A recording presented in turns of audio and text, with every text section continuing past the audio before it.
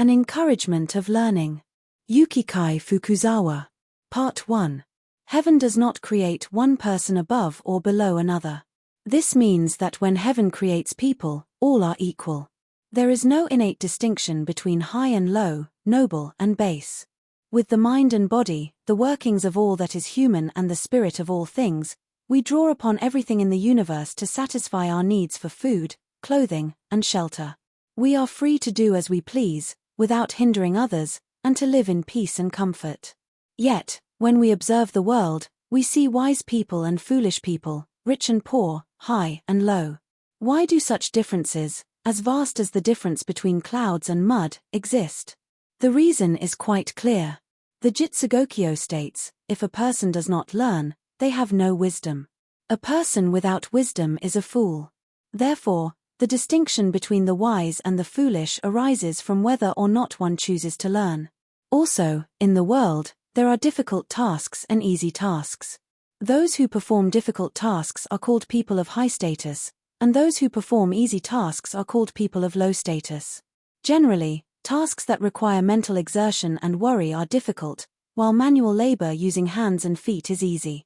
Therefore, doctors, scholars, government officials, large-scale merchants, and wealthy farmers who employ many servants should be considered people of high status and nobility.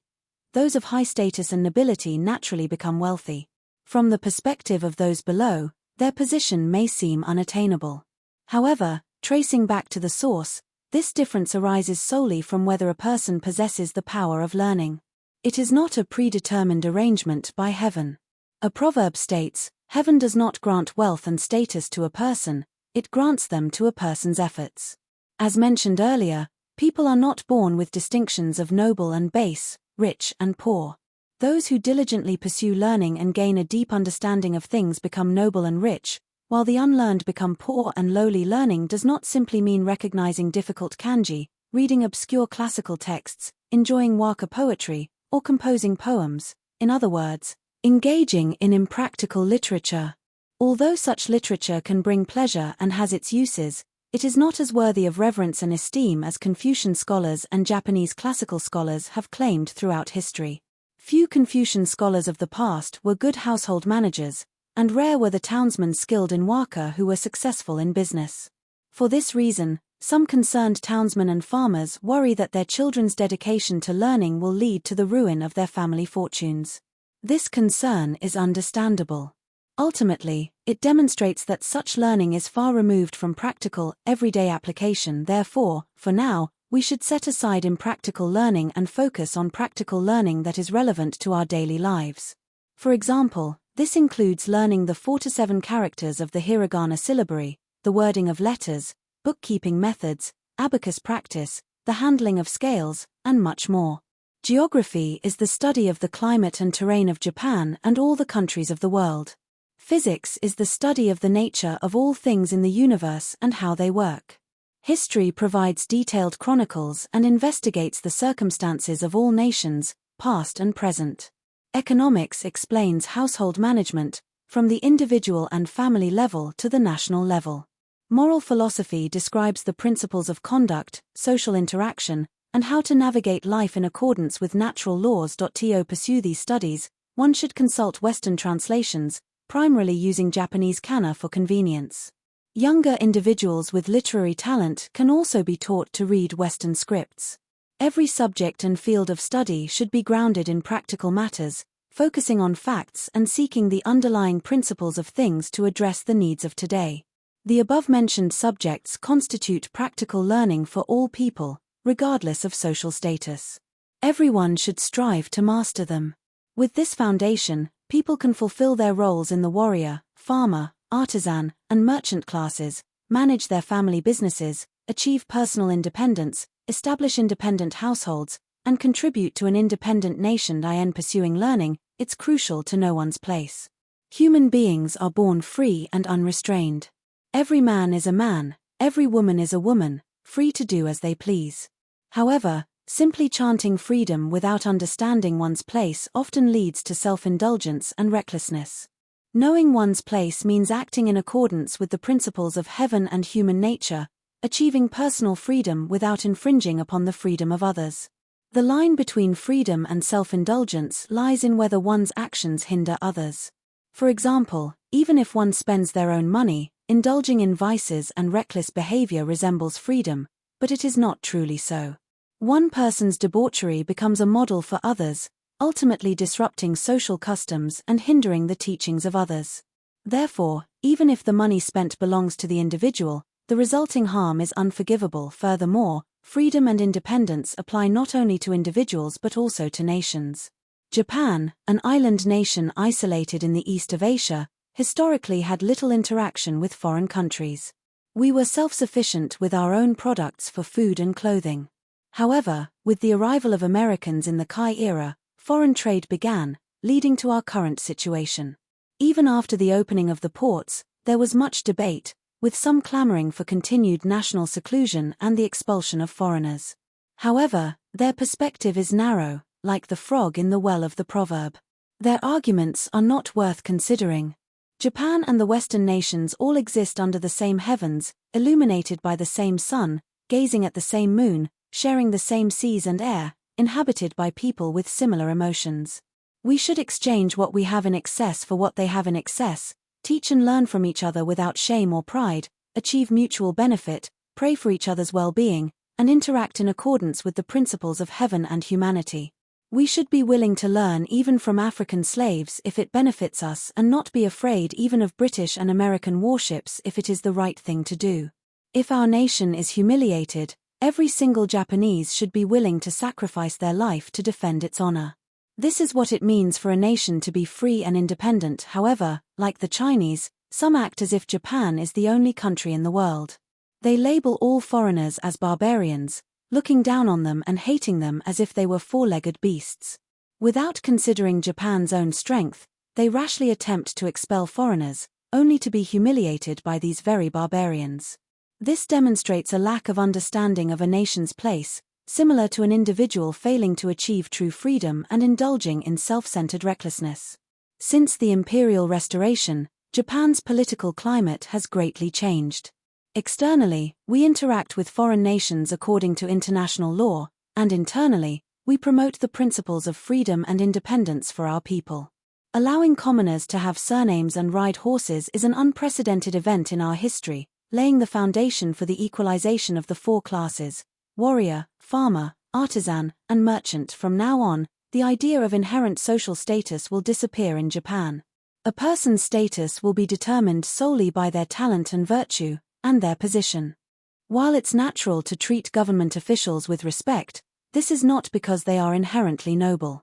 We respect them because they use their talent and virtue to fulfill their duties, handling precious national laws for the benefit of the people. It is not the person we respect, but the law.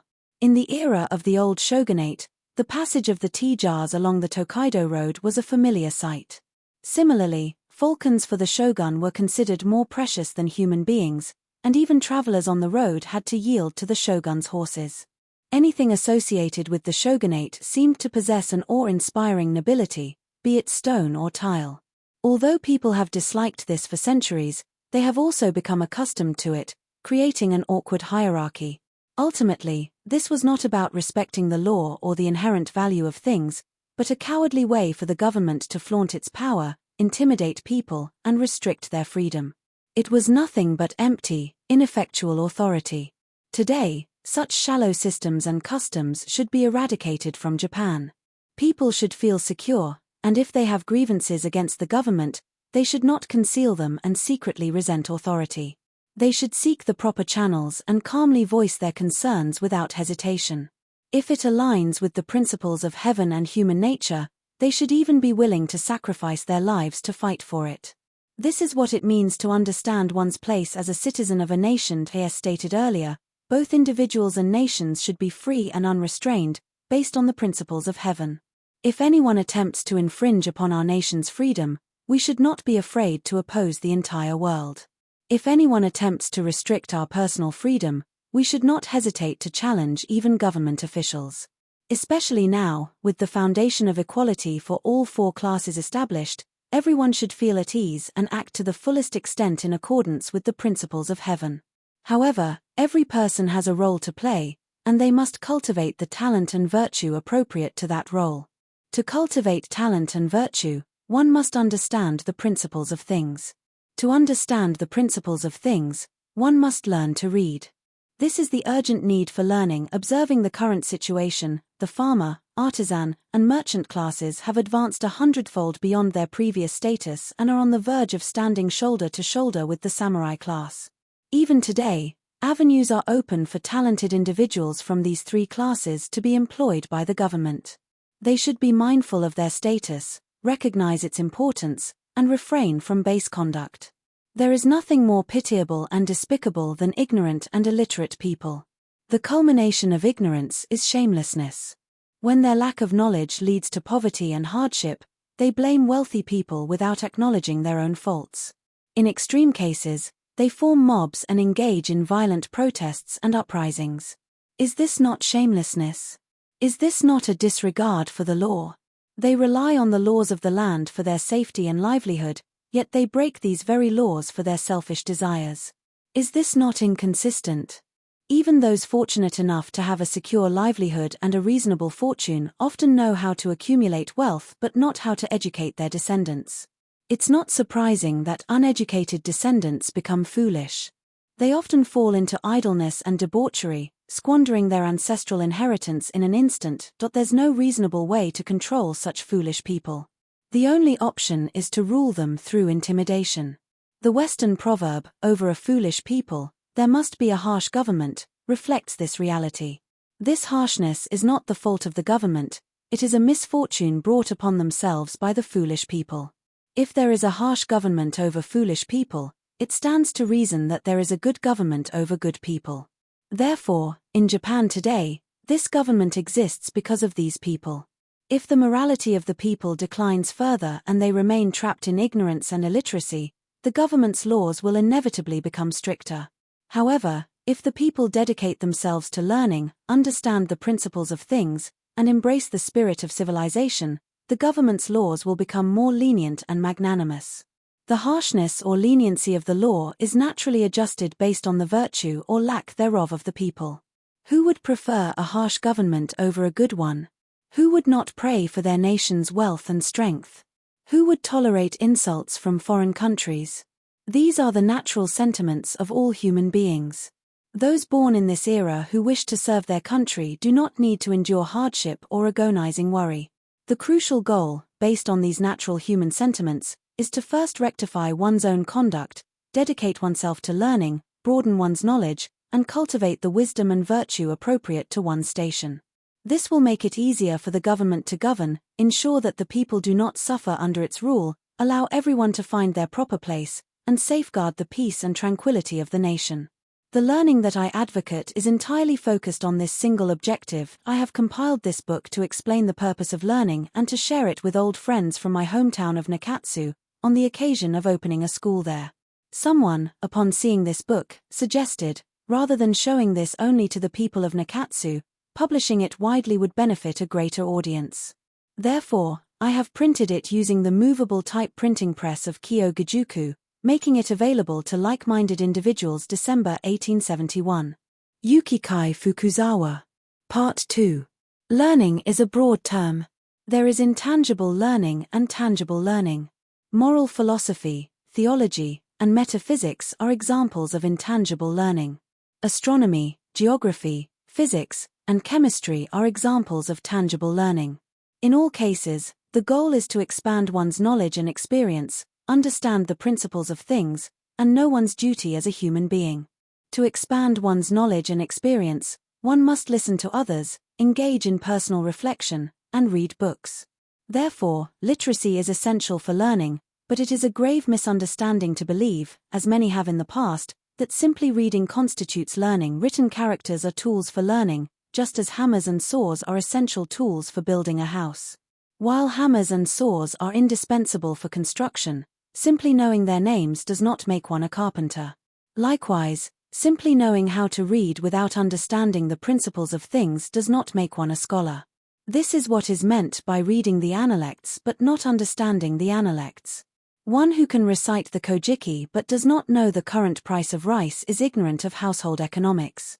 One who has mastered the intricacies of scripture and history but cannot understand business practices and conduct fair transactions is inept at the learning of accounting. One who, after years of hardship and spending hundreds in tuition, completes their Western studies but cannot earn a living is ignorant of practical learning. These individuals are merely dealers in words, no different from walking dictionaries. They are useless burdens to the nation, freeloaders who hinder economic progress. Therefore, household management is learning, accounting is learning, and understanding the times is also learning. Why must learning be limited to reading Japanese, Chinese, and Western books? Although this book is titled An Encouragement of Learning, it does not solely advocate reading. Its contents include direct translations and interpretations of Western writings, addressing both tangible and intangible matters that should be understood by everyone, presenting the overarching purpose of learning. The previously published book is considered Part 1, and this expanded version is Part 2. Parts 3 and 4 will follow the equality of people. In the beginning of Part 1, it was stated that all people are born equal, without inherent distinctions of high and low, and free to do as they please. Now, I will expand on this idea. Human birth is a natural occurrence, not a human act. The reason why people should respect and love each other, fulfill their respective roles, and avoid hindering one another is that we are all of the same kind, sharing the same sky, and coexisting within the universe. For instance, within a family, siblings treat each other with affection because they are siblings of the same family, sharing the same parents. This is a fundamental principle. Therefore, when considering the relationship between people, we must conclude that they are equal. However, this equality does not refer to equality of circumstances but equality of rights and moral principles. When considering circumstances, the disparities in wealth, strength, and intelligence are vast. Some, like feudal lords and nobles, live in mansions, wear fine clothes, and enjoy gourmet food. Others, like laborers, rent rooms in back alleys and struggle to afford basic necessities. Some, with sharp intellect, become government officials or merchants, influencing the world. Others, lacking wisdom and discernment, spend their lives selling candy and rice crackers. There are strong sumo wrestlers and delicate princesses. These are the differences between clouds and mud. However, when we consider the inherent rights and moral principles of each person, they are undeniably equal, without a hair's breadth of difference. These rights and moral principles are the fundamental principles of valuing one's life, protecting one's property, and cherishing one's honor. Heaven, in creating human beings, has endowed them with the workings of body and mind to pursue these principles. No one should interfere with this through human action. The life of a feudal lord is equal in value to the life of a laborer. The million ryo of a wealthy merchant and the 4 mon of a candy seller are equally valued by their owners. There is a harmful proverb that says, "You can't win against a crying child or a village headman." Another says, "Parents and masters are unreasonable." These suggest that the rights and moral principles of others can be disregarded. However, this confuses circumstances with principles. While a village headman and a farmer differ in circumstances, their rights are the same. What is painful to a farmer should be painful to a village headman. What is pleasing to a village headman should be pleasing to a farmer. Avoiding pain and seeking pleasure is human nature. Satisfying one's desires without hindering others is a human right. In terms of rights, the headman and the farmer are perfectly equal. The only difference is that the headman is rich and powerful, while the farmer is poor and weak. Poverty and wealth, strength and weakness, are matters of circumstance and cannot be inherently equal. However, to exploit one's wealth and strength to impose upon the poor and weak is to infringe upon their rights due to differences in circumstance. This is like a sumo wrestler, boasting of his arm's strength, twisting and breaking the arm of his neighbor. While the neighbor's strength is naturally less than the wrestler's, he should be free to use his arm as he pleases for his own benefit. To have his arm broken for no reason by the wrestler is an unbearable grievance. Let me apply this argument to societal matters. In the era of the old shogunate, the distinction between samurai and commoners was stark. Samurai wielded their authority arbitrarily, treating farmers and townsmen like criminals. There were even laws like kirisute gomen, permission to cut and leave. Under this law, a commoner's life was not their own but something borrowed. Farmers and townsmen had to bow and scrape before samurai they had no connection to, yielding to them on the road, giving up their seats indoors, and, in extreme cases, being forced to dismount their own horses for the samurai to ride. This was an intolerable injustice. This injustice was evident in individual interactions between samurai and commoners, but the relationship between the government and the people was even more deplorable. Not only the shogunate but also the 300 feudal domains established their own mini-governments, treating farmers and townsmen at their whim. While sometimes appearing benevolent, they effectively denied people their inherent rights and moral principles, often resulting in unbearable oppression. The relationship between the government and the people, as mentioned earlier, should differ only in terms of strength and not in terms of rights. Farmers cultivate rice to feed the people. Merchants buy and sell goods to facilitate society. These are the occupations of farmers and merchants. The government establishes laws to control wrongdoers and protect the good. This is the occupation of the government. This task requires substantial expenses, and since the government has no rice or money of its own, it collects taxes and levies from farmers and merchants to cover its costs. This is the agreement between the government and the people. Therefore, as long as farmers and merchants pay their taxes and abide by the law, they are fulfilling their duties. As long as the government collects taxes and uses them properly to protect the people, it is fulfilling its duties. When both sides fulfill their duties and honor the agreement, there should be no further complaints. Each should exercise their rights and moral principles without any infringement. However, in the time of the shogunate, the government was referred to as the authorities, and in the name of official business, officials not only wielded their power arbitrarily but also indulged in free meals at inns, refused to pay tolls at river crossings, and failed to pay wages to labourers. In extreme cases, officials would even extort money from labourers for their drinking expenses. It was outrageous.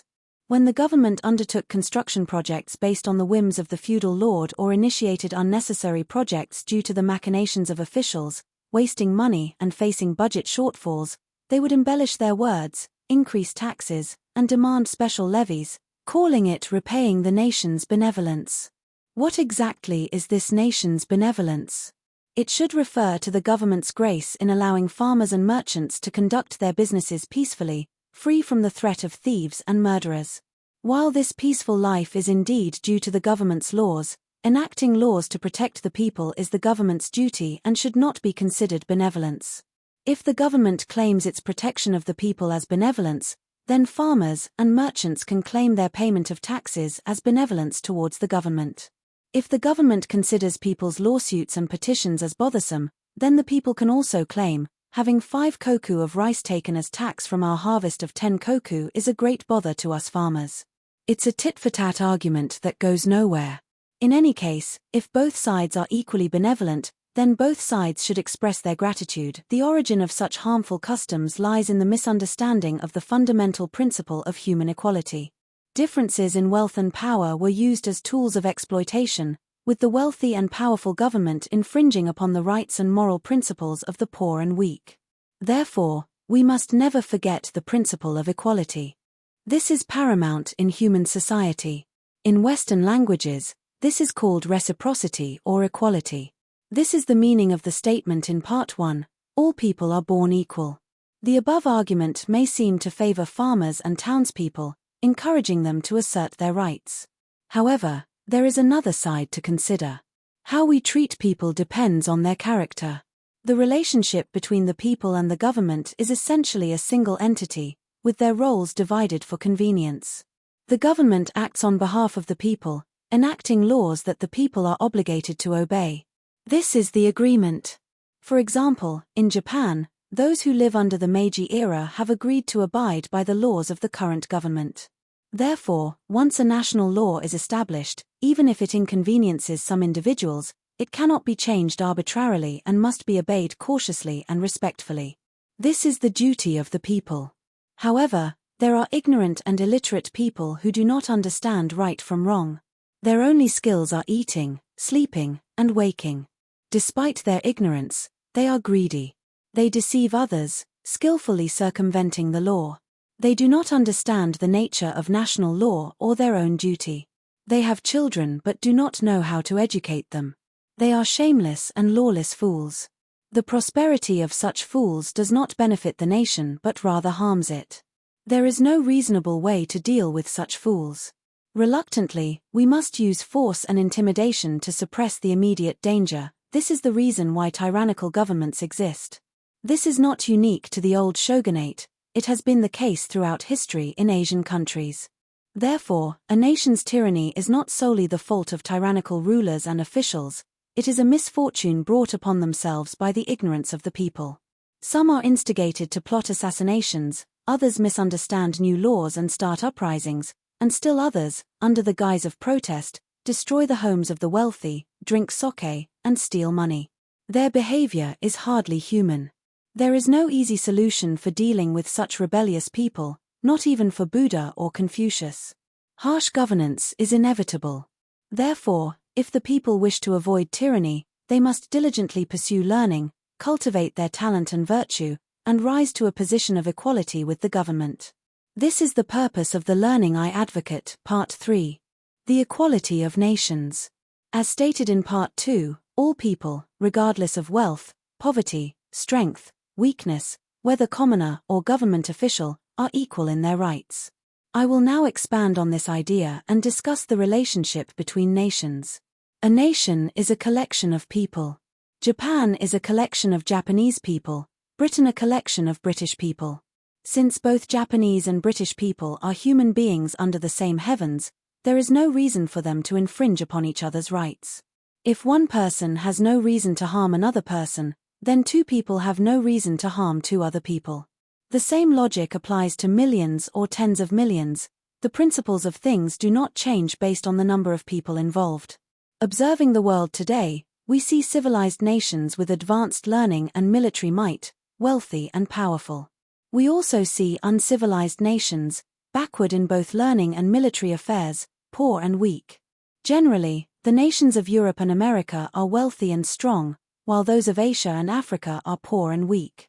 However, this poverty and wealth, strength and weakness, are matters of circumstance and should not be inherently equal.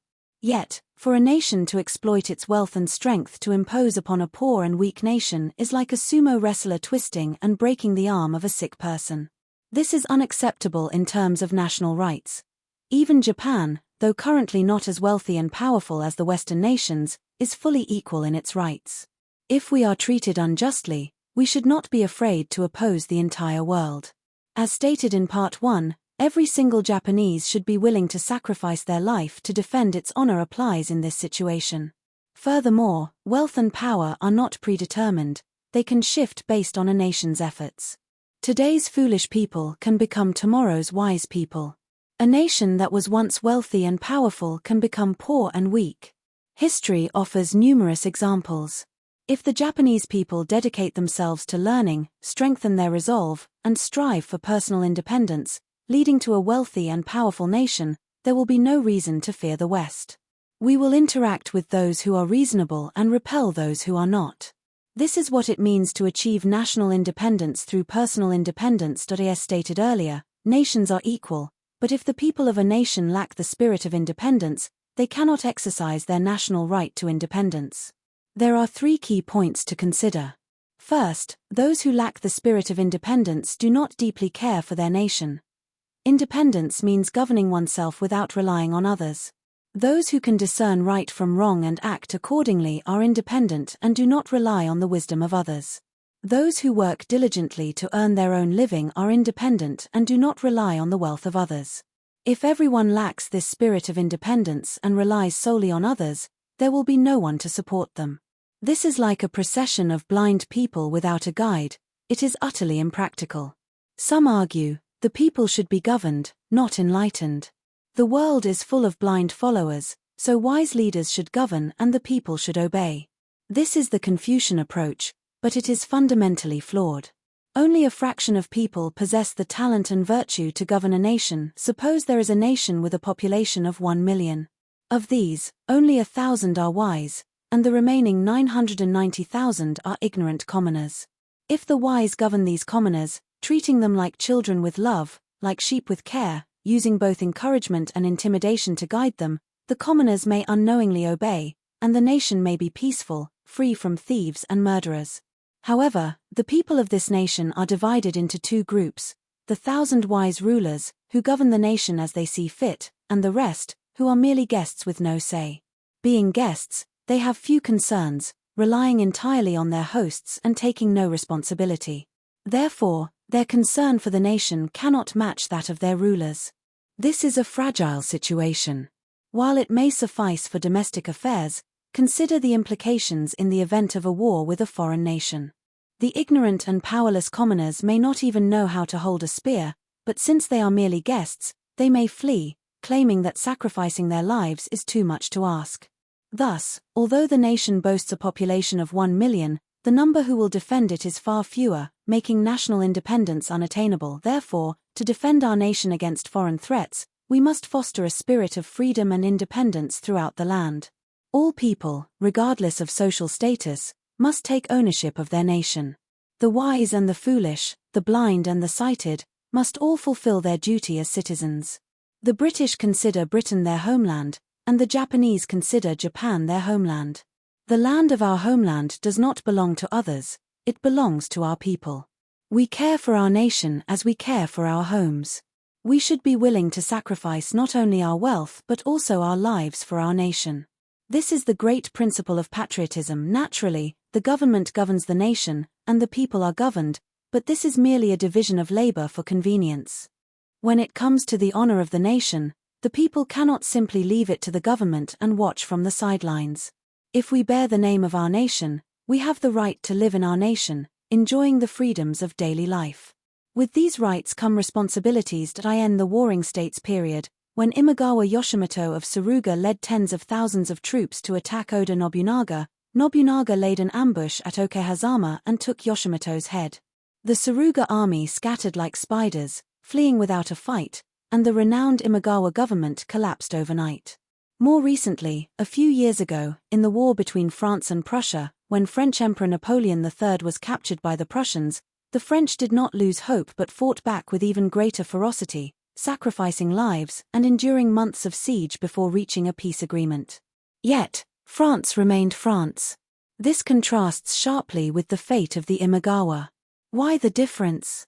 The people of Suruga relied solely on Yoshimoto, considering themselves merely guests and not truly owning their land.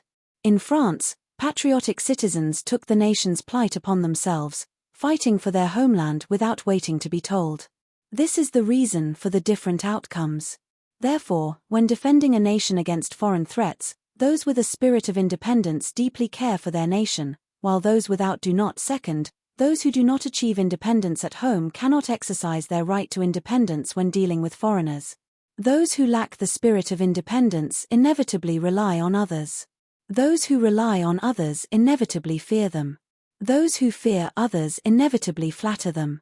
Constantly fearing and flattering others becomes a habit, their faces turning to iron, losing all sense of shame, afraid to speak their minds, bowing and scraping before everyone they meet. As the saying goes, practice makes perfect, or rather, habits are hard to break. For instance, even though commoners in Japan are now allowed to have surnames and ride horses, and the court system has been reformed, ostensibly making them equal to the samurai, their ingrained habits remain. They speak humbly, behave subserviently, and in the presence of their superiors, they are unable to articulate a single coherent argument. They stand when told to stand, dance when told to dance, as obedient as house-trained dogs.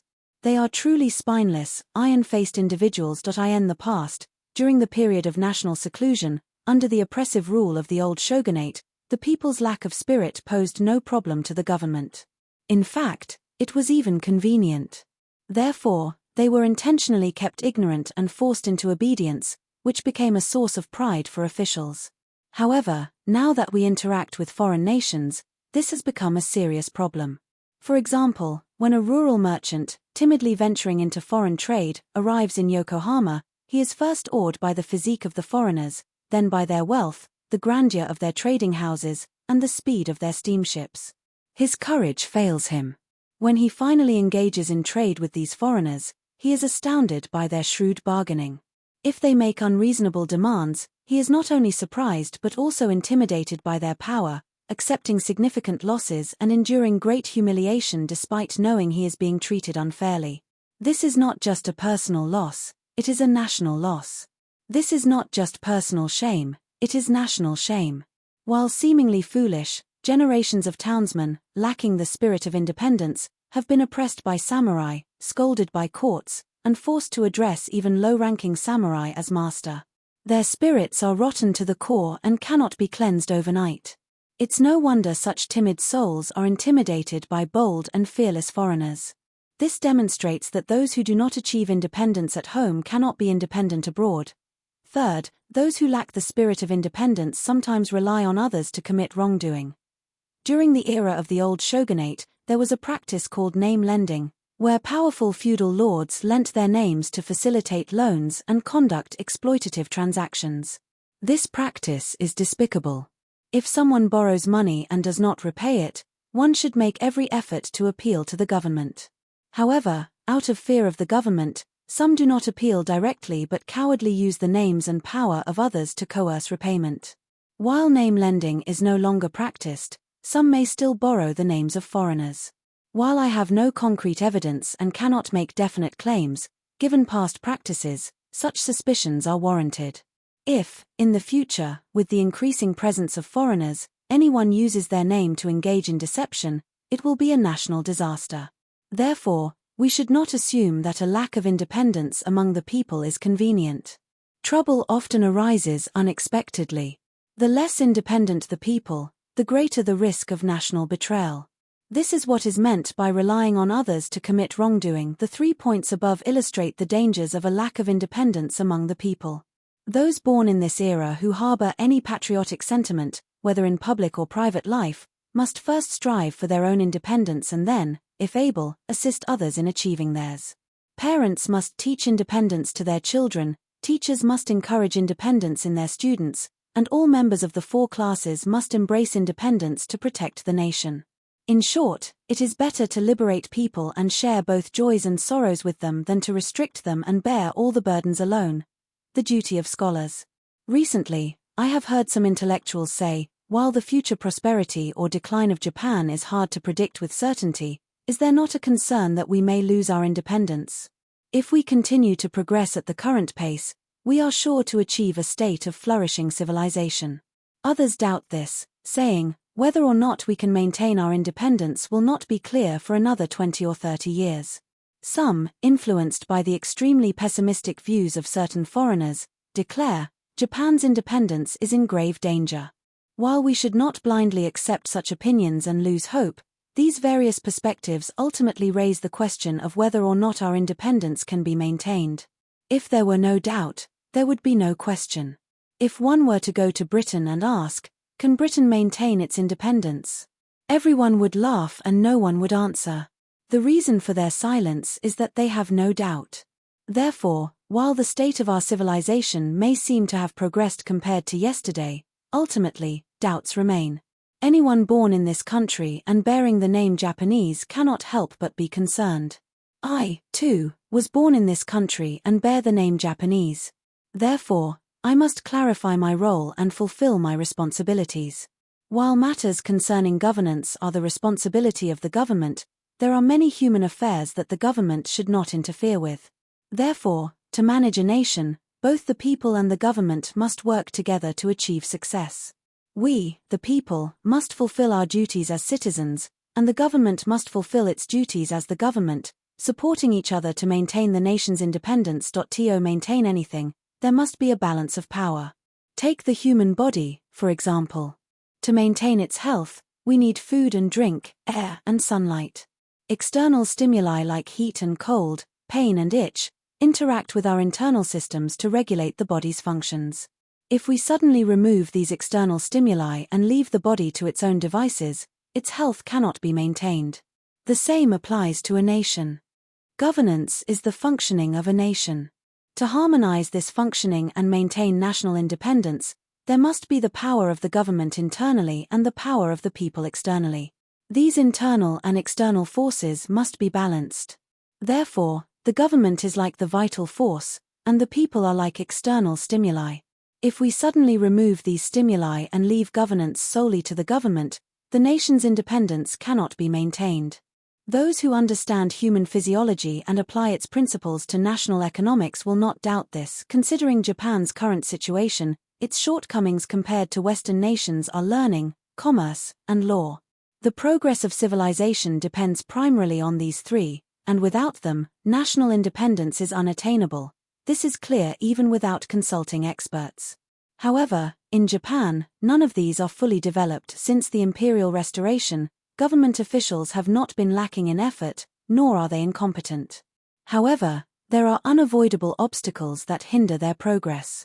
The primary obstacle is the ignorance and illiteracy of the people. The government, recognizing this, has diligently promoted learning, debated laws, and established commercial practices. They have attempted to educate the people, set examples, and exhausted all possible methods. Yet, to this day, we have not seen significant results. The government remains essentially authoritarian, and the people remain largely spiritless and powerless fools. While there has been some progress, it is minimal compared to the effort and expense invested. This is because the progress of a nation's civilization cannot rely solely on the government. Some argue, the government should temporarily employ expedient measures to control the ignorant masses and wait for their knowledge and virtue to develop before guiding them towards civilization. This is easier said than done. The Japanese people have been oppressed by authoritarian rule for centuries. They have been unable to express their thoughts freely, resorting to deception for safety and lies to avoid punishment. Deception and dishonesty have become essential tools for survival, ingrained habits in daily life, without shame or remorse. How can they be expected to care for their nation? The government, attempting to correct these harmful practices, has intensified its intimidation and scolding, attempting to force people into honesty but instead fostering further distrust. This is like fighting fire with fire. Ultimately, the gap between the rulers and the ruled has widened, creating an intangible atmosphere of mutual distrust. This atmosphere, or spirit, cannot be easily changed. While the outward appearance of the government has greatly changed since the Restoration, the spirit of authoritarian oppression persists.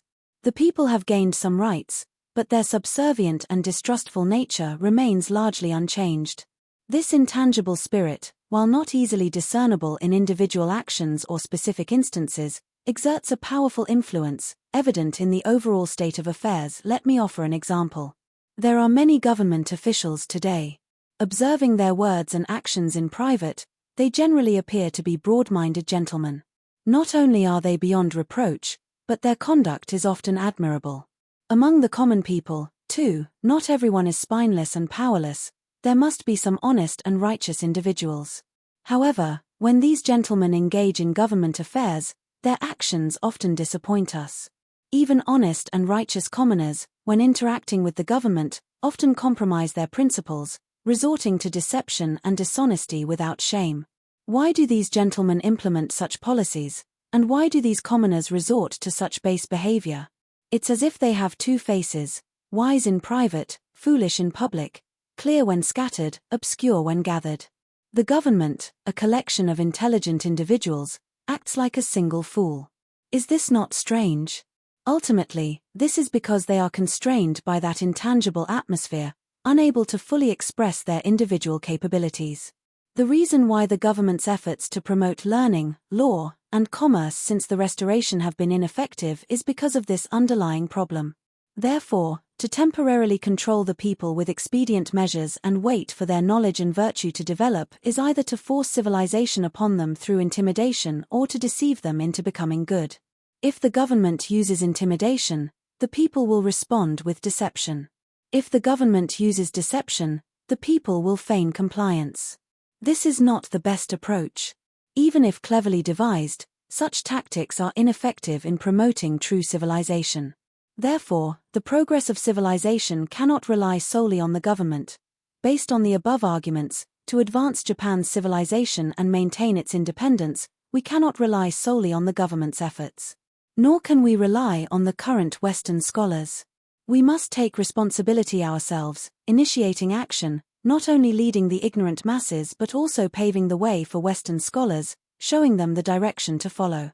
Considering my own position, while my knowledge is admittedly limited, I have long been dedicated to Western learning and hold a respectable position in this country. The recent reforms would not have been possible without my involvement, either directly or indirectly. Even if I did not directly contribute, I support these reforms, so people likely consider me a reformer. Bearing the title of reformer and holding a respectable position, some may look to my actions as an example. Therefore, taking the initiative is my responsibility when undertaking something. It's better to guide than to command. To guide is to set a practical example. While the government has the authority to command, providing guidance and practical examples is the responsibility of the individual. Therefore, we must first establish our independent positions, engaging in learning, commerce, law, writing, publishing newspapers, and any other activity within the bounds of our roles as citizens, without fear of censorship. We must uphold the law, act with integrity, and if we encounter unjust policies, we must challenge them without compromising our principles, as if pricking the crown of the government, eliminating outdated practices, and restoring the rights of the people. This is our most urgent task. Naturally, there are many private endeavors, and individuals have different strengths. A few scholars cannot be expected to do everything. However, our goal is not to demonstrate mastery in all areas but to show the people the direction of independent action. One practical example is worth more than 100 lectures. By setting a practical example of independent action, we can demonstrate that human endeavors are not solely the responsibility of the government. Scholars should engage in private pursuits as scholars. Merchants should engage in private pursuits as merchants. The government is Japan's government, and the people are Japan's people. We should not fear the government but engage with it, not distrust it but treat it with familiarity. By demonstrating this, the people will find their direction, the hierarchical atmosphere will dissipate, and true Japanese citizens will emerge, not as playthings of the government but as its stimuli. Learning, commerce, and law will become the domain of the people, balancing the power of the people with the power of the government, maintaining the nation's independence. End summary. The scholars of today, in their efforts to contribute to the nation's independence, must consider the advantages and disadvantages of working within the government versus pursuing independent endeavors. This argument favors the latter. If we examine worldly affairs closely, we find that what is not beneficial is necessarily harmful, and what is not gained is necessarily lost. There is no such thing as equal parts benefit and harm, gain and loss. I do not advocate for private endeavors out of selfish motives, I merely express my personal observations. If anyone can offer concrete evidence to refute my argument and demonstrate the disadvantages of private endeavors, I will gladly concede and avoid causing harm to the nation. Appendix. There have been some questions regarding this argument, which I will address here. First, some say, it's more convenient to rely on a powerful government. I respond, the progress of civilization cannot depend solely on the government. This has already been explained. Furthermore, the government has been trying this for years without significant results. While the success of private endeavors is also uncertain, if there is a reasonable prospect based on sound reasoning, we must try. Those who doubt the outcome without even trying are not courageous. Second, some say, the government lacks personnel, and if capable individuals leave, it will hinder government affairs. I respond, that is not the case. The current government suffers from having too many officials. Simplifying procedures and reducing the number of officials will improve efficiency and allow those individuals to contribute to society, a win-win situation. Making government affairs unnecessarily complex and employing capable people for useless tasks is a poor strategy. Furthermore, these individuals, upon leaving the government, are not leaving the country. They will remain in Japan and contribute to Japanese society. There is no cause for concern. Third, some say, if private individuals gather outside the government, they may form a rival power, undermining the authority of the existing government. I respond, this is a narrow-minded view. Both private individuals and government officials are Japanese. They merely occupy different positions. They should support each other for the benefit of the nation. They are not enemies but true allies. Furthermore, if these private individuals break the law, they can be punished. There is nothing to fear. Fourth, some say, even if individuals wish to pursue private endeavors, they have no means of livelihood if they leave government service. I respond, this is not something a true gentleman would say. Those who consider themselves scholars and care about the nation cannot be without skills. Earning a living with one's skills is not difficult. Furthermore, there is no difference in difficulty between serving in public office and pursuing a private occupation. If government work is easier and more profitable than private enterprise, then the profit is excessive for the work performed. It is not befitting a gentleman to seek excessive profit.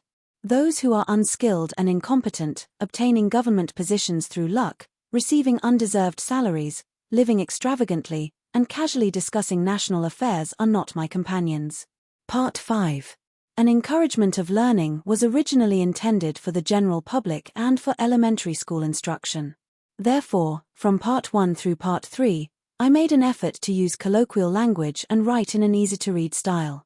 However, in Part 4, I shifted to a more formal style, incorporating some difficult vocabulary. This fifth part is a transcript of a speech I delivered at a gathering of our group on January 1, 1874. Therefore, the style is similar to Part 4 and may be somewhat difficult to understand. In essence, Parts 4 and 5 are addressed to scholars, hence the change in style. Scholars tend to lack courage and resolve, but they are skilled at reading, easily comprehending even the most difficult texts. Therefore, in these two parts, I did not hesitate to write in a complex style, elevating the meaning. While this may deviate from the original intent of an encouragement of learning as a text for the general public, and I sympathize with beginners, from Part 6 onward, I will return to the original style, prioritizing clarity for the benefit of beginners and refraining from using difficult language. Therefore, readers should not judge the entire work based on the difficulty of these two parts. Speech of January 1, 1874. We are gathered here today at Kyogijuku on January 1, 1874. This year marks the independence of our nation, and this institution is the independent institution of our group. To be in an independent institution on the independent New Year is a source of great joy. However, what brings joy in gain can also bring sorrow in loss. Therefore, in our joy today, let us not forget the possibility of sorrow in the future. Throughout history, with the rise and fall of governments, rulers have changed frequently, but our nation has never lost its independence. This is because our people were content with national seclusion, and our internal affairs were unrelated to foreign countries. Without foreign relations, our peace was internal peace, our conflicts were internal conflicts, and the independence we maintained was merely internal independence, never tested against external forces. This is like a child raised at home, sheltered from contact with outsiders. Their weakness is self-evident now. With the sudden opening to foreign interaction, no domestic matter is unaffected. We are forced to compare ourselves to foreign nations in everything we do. When we compare our level of civilization, achieved through our own efforts, to that of the Western nations, we not only fall far short but also, in attempting to emulate them, feel a sense of despair, realizing the fragility of our independence. A nation's civilization cannot be judged by its outward appearance. Schools, industries, armies, and navies are merely the outward forms of civilization. Creating these forms is not difficult, they can be bought with money. However, there is an intangible element, invisible, inaudible, not for sale or rent, yet present among all citizens, exerting a powerful influence. Without it, schools and all other institutions are useless. This element is the spirit of civilization. What is this element? It is the spirit of independence among the people. Recently, our government has diligently established schools, promoted industries, and greatly reformed our army and navy. The outward forms of civilization are largely in place. However, our people have not yet firmly established our independence against foreign powers, ready to compete with them. Not only are they unwilling to compete, but those who have had the opportunity to observe foreign affairs are often intimidated rather than enlightened. Once fear takes hold, even if we have some advantages, we cannot utilize them effectively. Ultimately, without the spirit of independence among the people, the outward forms of civilization become useless burdens. The reason for this lack of spirit among our people can be traced back centuries. The government held all power, controlling everything from military affairs and learning to industry and commerce, even the smallest details of human life. The people merely reacted to the government's dictates. It was as if the nation belonged to the government, and the people were merely its guests.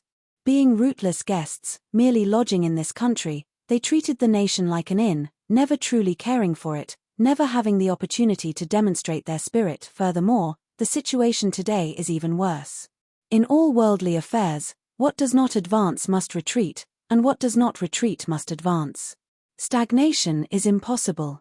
While the outward forms of civilization seem to be advancing in Japan, the spirit of civilization, the people's spirit of independence, is declining. Let me explain. In the past, under the Ashikaga and Tokugawa shogunates, the people were ruled by force. Their obedience was due to their lack of power, not genuine submission. They merely feigned compliance out of fear. The current government not only possesses power but also great intellect, never slow to act. In less than 10 years since the Restoration, schools and military forces have been reformed, railroads and telegraphs have been established, stone buildings have been constructed, iron bridges have been built, all with remarkable speed and success, astonishing everyone. However, these schools and military forces belong to the government, as do the railroads, telegraphs, stone buildings, and iron bridges. What role do the people play? They all say, the government possesses not only power but also wisdom, far beyond our reach. The government rules the nation from above, and we, the people, merely rely on it below. Caring for the nation is the government's responsibility, not ours. In short, the past governments ruled by force, while the current government rules by both force and intellect. Past governments lacked the means to control the people, the current government has them in abundance. Past governments suppressed the people's power, while the current government captures their hearts. Past governments controlled the people externally, the current government controls them internally. The people of the past viewed the government as a demon, the people of today view it as a god. The people of the past feared the government, the people of today worship it. If we do not change course, while the outward forms of civilization may develop with every government initiative, the people will lose their spirit, and the spirit of civilization will decline. The government has a standing army, which the people should recognize as a force for national defense, celebrating its strength with pride. However, they view it as a tool of oppression and fear it. The government has established schools and railroads, which the people should take pride in as signs of national progress. However, they view them as gifts from the government and become even more reliant on its benevolence. The people, cowering before their own government, have no time to compete with foreign nations in the pursuit of civilization. Therefore, without the spirit of independence among the people, creating the outward forms of civilization not only becomes pointless but also further weakens the people's spirit. Based on the above arguments, the progress of a nation's civilization does not originate from the government above or the common people below.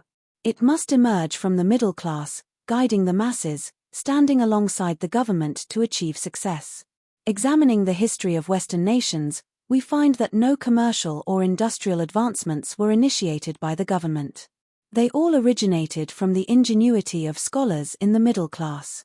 The steam engine was invented by Watt, the railroad by Stephenson, and the principles of economics, which revolutionized commerce, were established by Adam Smith. These great individuals were neither government officials nor laborious but members of the middle class, leading the world with their intellect. Once their inventions and ideas were conceived, they formed private companies to implement them, expanding their endeavors and leaving a legacy of immense benefit to humanity. The government's role is simply to avoid obstructing these efforts, allowing them to proceed naturally, observing the direction of public sentiment, and offering protection when needed. Therefore, those who drive civilization are private citizens, and the government protects civilization. In this way, the people of a nation own their civilization, competing for it, striving for it, envying and taking pride in it. When there is an achievement, the entire nation celebrates, fearing only being outpaced by other countries. Every aspect of civilization strengthens the people's spirit, contributing to national independence. This is the opposite of the current situation in Japan. In Japan today, the only ones capable of occupying this middle-class position, leading civilization, and maintaining national independence are scholars.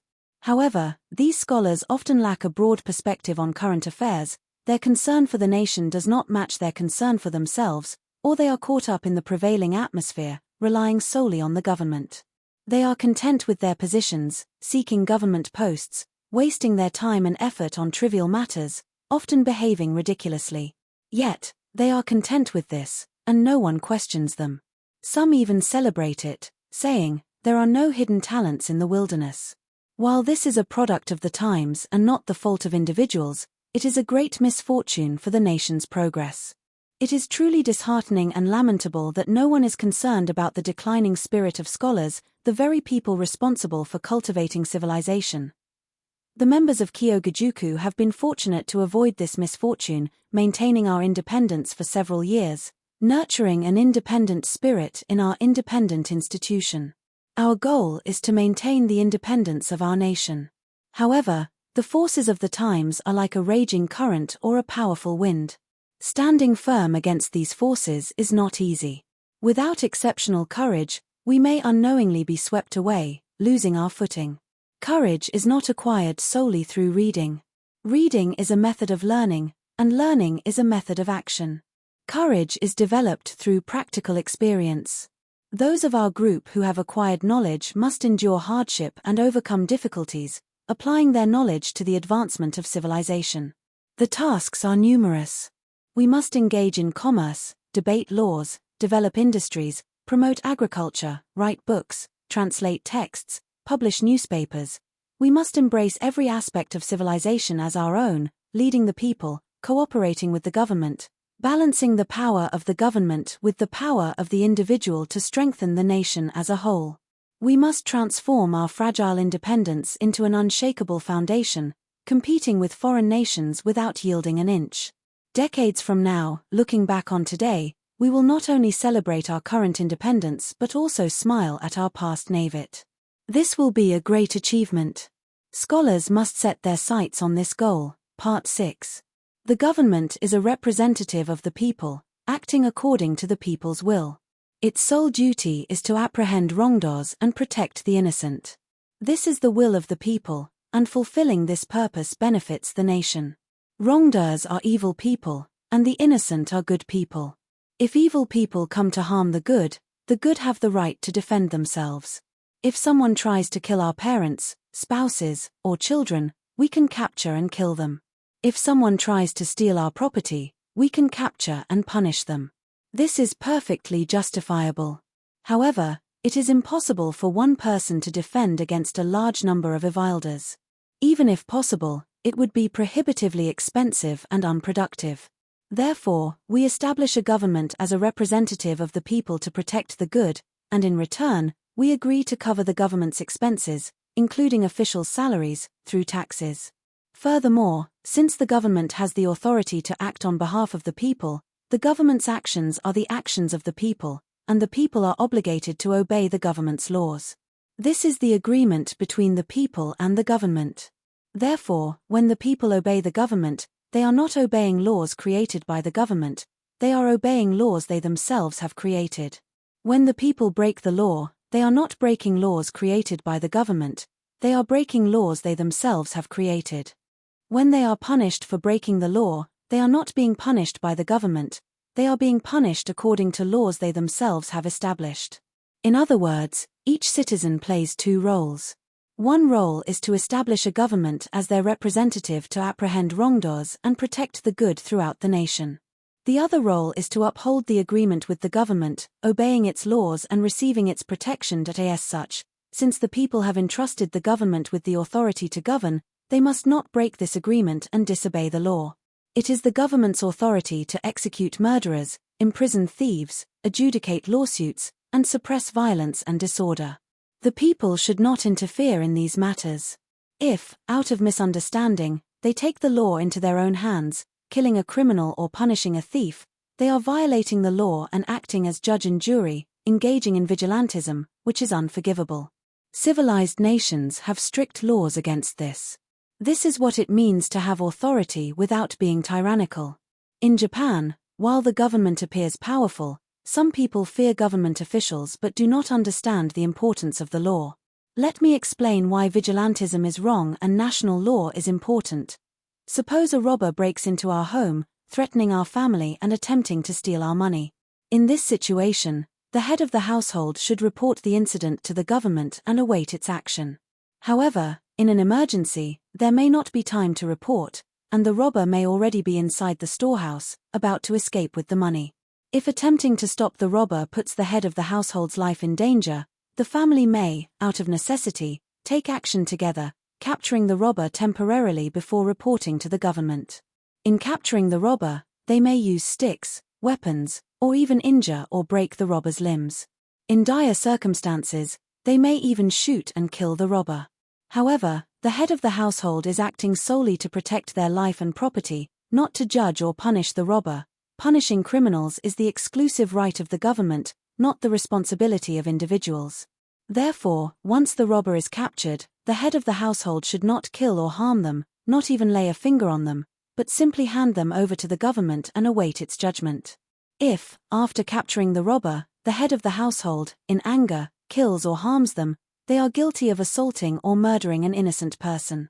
For example, suppose a law states, stealing 10 yen is punishable by 100 lashes.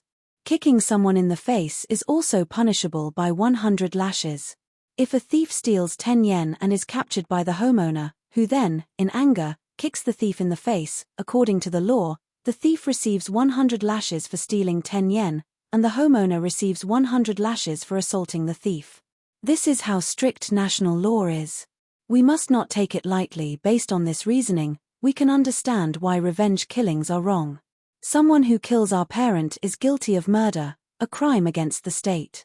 Apprehending and punishing this criminal is the duty of the government, not the responsibility of individuals. Even if the victim is our parent, we have no right to take the law into our own hands and kill the criminal. This is not only reckless but also a dereliction of our duty as citizens, violating our agreement with the government. If the government fails to act appropriately, showing favoritism to the criminal, we should appeal to the government through proper channels.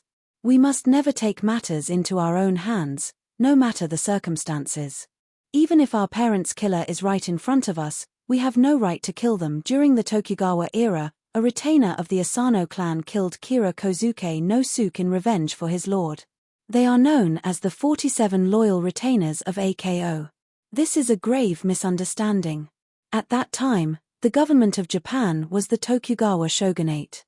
Asano Takumi no Kami, Kira Kozuke no Suke, and the Asano retainers were all Japanese citizens, bound by the laws of the government and entitled to its protection. When Kozuke no Suke insulted Takumi no Kami, instead of appealing to the government, Takumi no Kami, in anger, attempted to attack Kozuke no Suke, resulting in a brawl. The Tokugawa government sentenced Takumi no Kami to commit seppuku but did not punish Kozuke no Suke. This was an unjust judgment. If the Asano retainers believed the judgment was unjust, why did they not appeal to the government?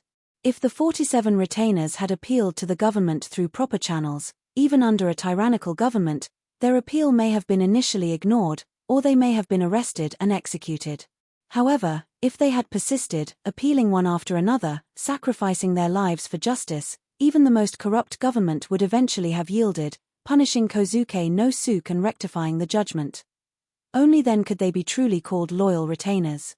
However, ignorant of this principle, they disregarded the importance of national law, took the law into their own hands despite being citizens, and murdered Kozuke no Suke. They violated their duty as citizens and infringed upon the government's authority, acting as judge and jury. Fortunately, the Tokugawa government punished these vigilantes, maintaining order. However, if they had been pardoned, the Kira clan would surely have sought revenge, killing the Asano retainers. Then, the Asano clan would have sought revenge in return, leading to an endless cycle of violence until both clans were annihilated. This is what a lawless society looks like. Vigilantism harms the nation. We must be cautious. In the past, if farmers or merchants insulted a samurai, the samurai had the right to kill them under the law of Kirisute Gomen. This was officially sanctioned vigilantism by the government. This is unacceptable. The laws of a nation should be enforced solely by the government. The more sources of law enforcement, the weaker the government's authority. For example, during the feudal era, when the 300 feudal lords each held the power of life and death, the government's power was proportionally weaker. The most extreme form of vigilantism, and the most harmful to governance, is assassination. Historically, assassinations have been motivated by personal grudges or greed. Those who plot such assassinations are prepared to commit a crime and consider themselves criminals. However, there is another type of assassination, not for personal gain, but to eliminate political enemies. Those who disagree on national affairs, taking their own views as absolute truth and judging others as criminals, violating the government's authority and arbitrarily killing people, not only feel no shame but also take pride in their actions, claiming to be acting on behalf of heaven. What exactly does it mean to act on behalf of heaven? Are they claiming to be carrying out divine punishment? If so, they should consider their own position. They live in this nation and are bound by an agreement with the government to obey its laws and receive its protection. If they have grievances about government policy or believe there are individuals harming the nation, they should calmly appeal to the government. Bypassing the government and claiming to act on behalf of heaven is a gross overstepping of their bounds. Ultimately, such individuals, despite their good intentions, are ignorant of the true principles of things. They know how to be concerned about their nation but not how to properly address these concerns. History shows that assassination has never successfully improved society or increased happiness. Those who do not understand the importance of national law merely fear government officials, behaving well in their presence and committing crimes in secret without shame. Not only are they shameless, but some even boast of their ability to break the law and avoid punishment. It is common to hear people say, "This is the official law, but this is how we actually do things," laughing about their circumvention of the law without remorse. Some even collude with minor officials, finding mutually beneficial ways to circumvent the law, acting as if they are innocent. While such circumvention may arise from the law being too cumbersome for practical application, it is a dangerous practice that undermines the rule of law. When people become accustomed to disregarding the law, dishonesty becomes widespread. They fail to obey even beneficial laws, ultimately leading to their own downfall. For example, urinating in public is prohibited by the government. However, people do not understand the importance of this law, they merely fear the patrolmen. They may urinate in public when they think the patrolmen are not around and only admit their guilt when caught. However, they do not view their punishment as a consequence of breaking the law but simply as bad luck for encountering a patrolman. This is truly lamentable. Therefore, when the government enacts laws, simplicity is best. Once a law is established, it must be strictly enforced. If people find a law inconvenient, they should voice their concerns and appeal through proper channels. However, as long as they live under that law, they must obey it without question. Recently, there was an incident at Kyogajuku. Mr. Ota Tsukushiga, a nobleman, hired an American instructor using his own funds a couple of years ago. When the instructor's contract expired, Mr. Ota attempted to hire another American to teach literature and science. However, according to Ministry of Education regulations, even private schools hiring instructors with private funds must ensure that those instructors possess a degree from their home country. Since the American Mr. Ota intended to hire did not have such a degree, the Tokyo metropolitan government informed him that his request could not be granted, unless the instructor was hired solely for language instruction. Fukuzawa Yukichi submitted a petition to the Tokyo metropolitan government, stating, "While this instructor does not possess a degree, he is fully qualified to teach our students. We request that Mr. Ota's application be approved. While we could hire him as a language instructor to comply with the regulations, our students intend to study literature and science, and we do not wish to deceive the government. However, due to the Ministry of Education regulations, my petition was rejected. As a result, we were unable to hire the instructor, and he returned to the United States in late December. Mr. Ota's efforts were in vain, hundreds of students were disappointed, and not only our private school but also the advancement of learning in Japan suffered a setback. While frustrating, we must respect the importance of national law. We intend to submit another application soon.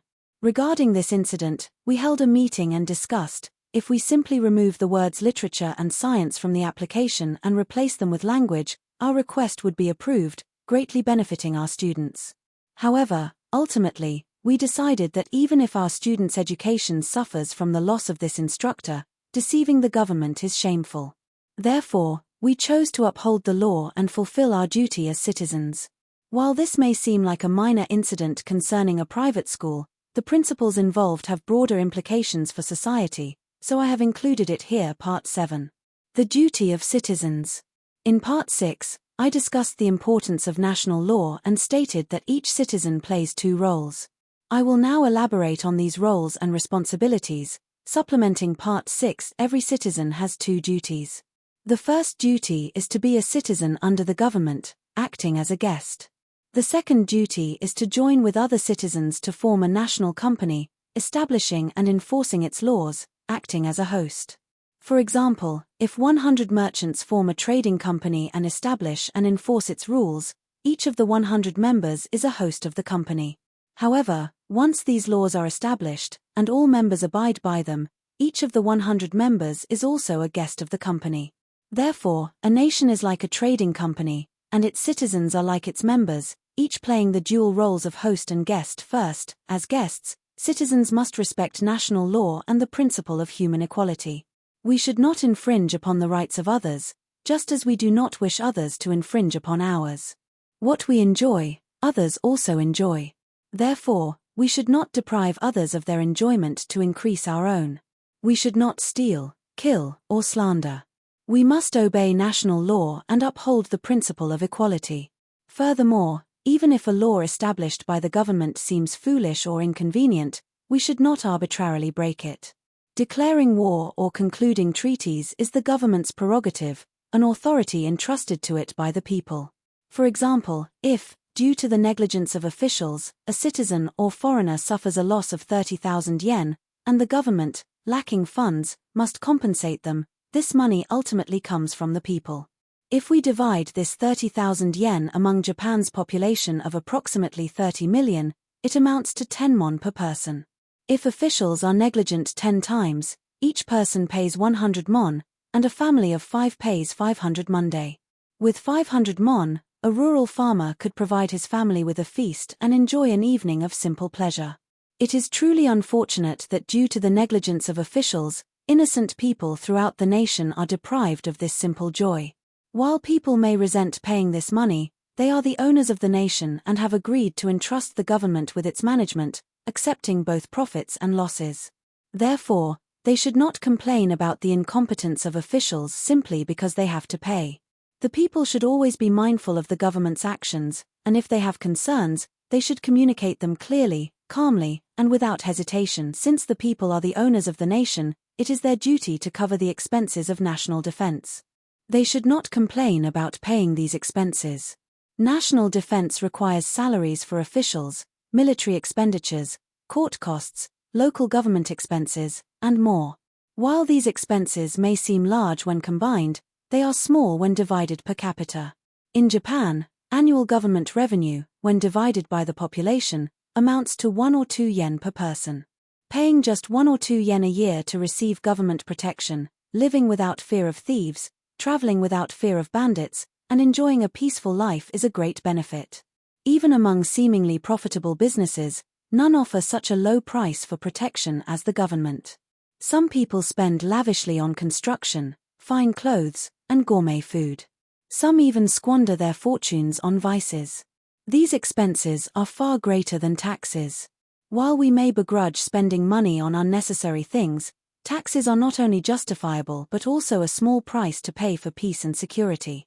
We should pay them gladly. As long as both the people and the government fulfill their respective roles, there is harmony. However, sometimes the government oversteps its bounds and engages in tyranny. In such cases, the people have only 3 options: submit to the government, resist the government by force, or uphold justice and sacrifice themselves. First, submitting to the government is unacceptable. Our duty as human beings is to follow the principles of heaven. Submitting to unjust laws created by the government violates this duty. Furthermore, submitting to injustice sets a bad example for future generations, fostering harmful social customs. Throughout Japanese history, Tyrannical governments have ruled over ignorant people. When the government wielded its power arbitrarily, the people cowered in fear. Even if they recognized the injustice, they remained silent, fearing retribution from officials if they spoke out. This fear, like holding a grudge over dog excrement, has led people to tolerate all manner of injustice, believing it is their duty to obey the government's every command. This has created a pervasive atmosphere of subservience, leading to our current deplorable state. This is an example of the harm caused by submitting to injustice. Second, resisting the government by force cannot be achieved alone, it requires forming a group, leading to rebellion. This is not the best approach. Rebellion is a contest of strength, not a debate of right and wrong. History shows that the people are usually weaker than the government. Furthermore, rebellion disrupts the existing political system. Even a tyrannical government must have some redeeming qualities, or it could not have ruled for any length of time. Therefore, overthrowing a government through reckless action may simply replace one form of tyranny with another, one form of foolishness with another. Moreover, rebellion stems from resentment of injustice, yet rebellion itself is the greatest injustice. It destroys friendships, turns families against each other, burns homes, and slaughters people. Such horrors breed further cruelty, reducing people to beasts. How can such violence lead to a better government, more just laws, and a more humane society? This is absurd. Third, upholding justice and sacrificing oneself means believing in the principles of heaven without doubt, enduring the suffering of tyranny and oppression without compromising one's principles, not resorting to weapons or violence, but appealing to the government through reason. Of the three options, this is the best. Appealing to the government through reason does not harm existing good policies or laws. Even if our arguments are not immediately accepted, the truth will become clear, and people will eventually recognize it. If it is not accepted this year, we can try again next year. Resisting by force may cause more harm than good, but appealing through reason only eliminates the harm without creating new problems. The goal is to stop the government's injustice. If the government rectifies its actions, the argument ends. If we resist by force, the government will become enraged, further intensifying its oppression without acknowledging its wrongdoing. However, even a tyrannical government, faced with someone upholding justice and sacrificing themselves, will feel sympathy, for government officials are also human. This sympathy will lead to remorse and a change of heart. This act of suffering for the sake of society, even sacrificing one's life, is called martyrdom in the West. While it may cost a single life, its impact is far greater than a rebellion that kills thousands and costs millions. Throughout Japanese history, there have been many who died in battle or committed seppuku, often praised as loyal retainers or righteous individuals. However, examining the reasons for their sacrifice, we find that many were involved in power struggles or revenge killings, sacrificing their lives for fleeting glory. While seemingly noble, their actions did not benefit society. Believing that sacrificing one's life for their lord is the ultimate act of loyalty is a common misconception in an unenlightened society. However, from the perspective of civilized principles, such individuals do not understand the true meaning of sacrifice. There are many who would sacrifice their lives for their masters even today. A servant, sent on an errand, loses a ryo of gold and, in despair, hangs himself from a tree, unable to face his master. Considering the servant's feelings, we cannot help but feel sympathy. He embarked on an errand and never returned, choosing death over disgrace. Such loyalty should move even heroes to tears. Having lost the gold entrusted to him by his master, sacrificing his life to fulfill his duty as a servant is no less noble than the acts of loyal retainers throughout history. His loyalty should shine brightly with the sun and moon, his name remembered for eternity. Yet, people are often heartless, scorning such a servant, not erecting monuments or shrines in his honor. They say, the servant's death was over a mere ryo, it was a trivial matter. However, the importance of an action is not determined by the amount of money or the number of people involved but by its benefit to society. Whether a loyal retainer kills 10,000 enemies in battle or a servant hangs himself over a lost ryo, if their deaths do not benefit civilization, they are equally meaningless. Neither truly understands the meaning of sacrifice. Such actions are not martyrdom. As far as I know, the only person in Japanese history who truly upheld justice, challenged the government, sacrificed their life for a righteous cause, and earned the respect of the world is Sakura Sagoro. However, Sagoro's story is based on popular tales, not historical records. If I find reliable historical accounts, I will record his story for future generations. Part 8. Never control others with your own beliefs. In Moral Science, written by American author Francis Wayland, there is a discussion of the freedom of the human mind and body.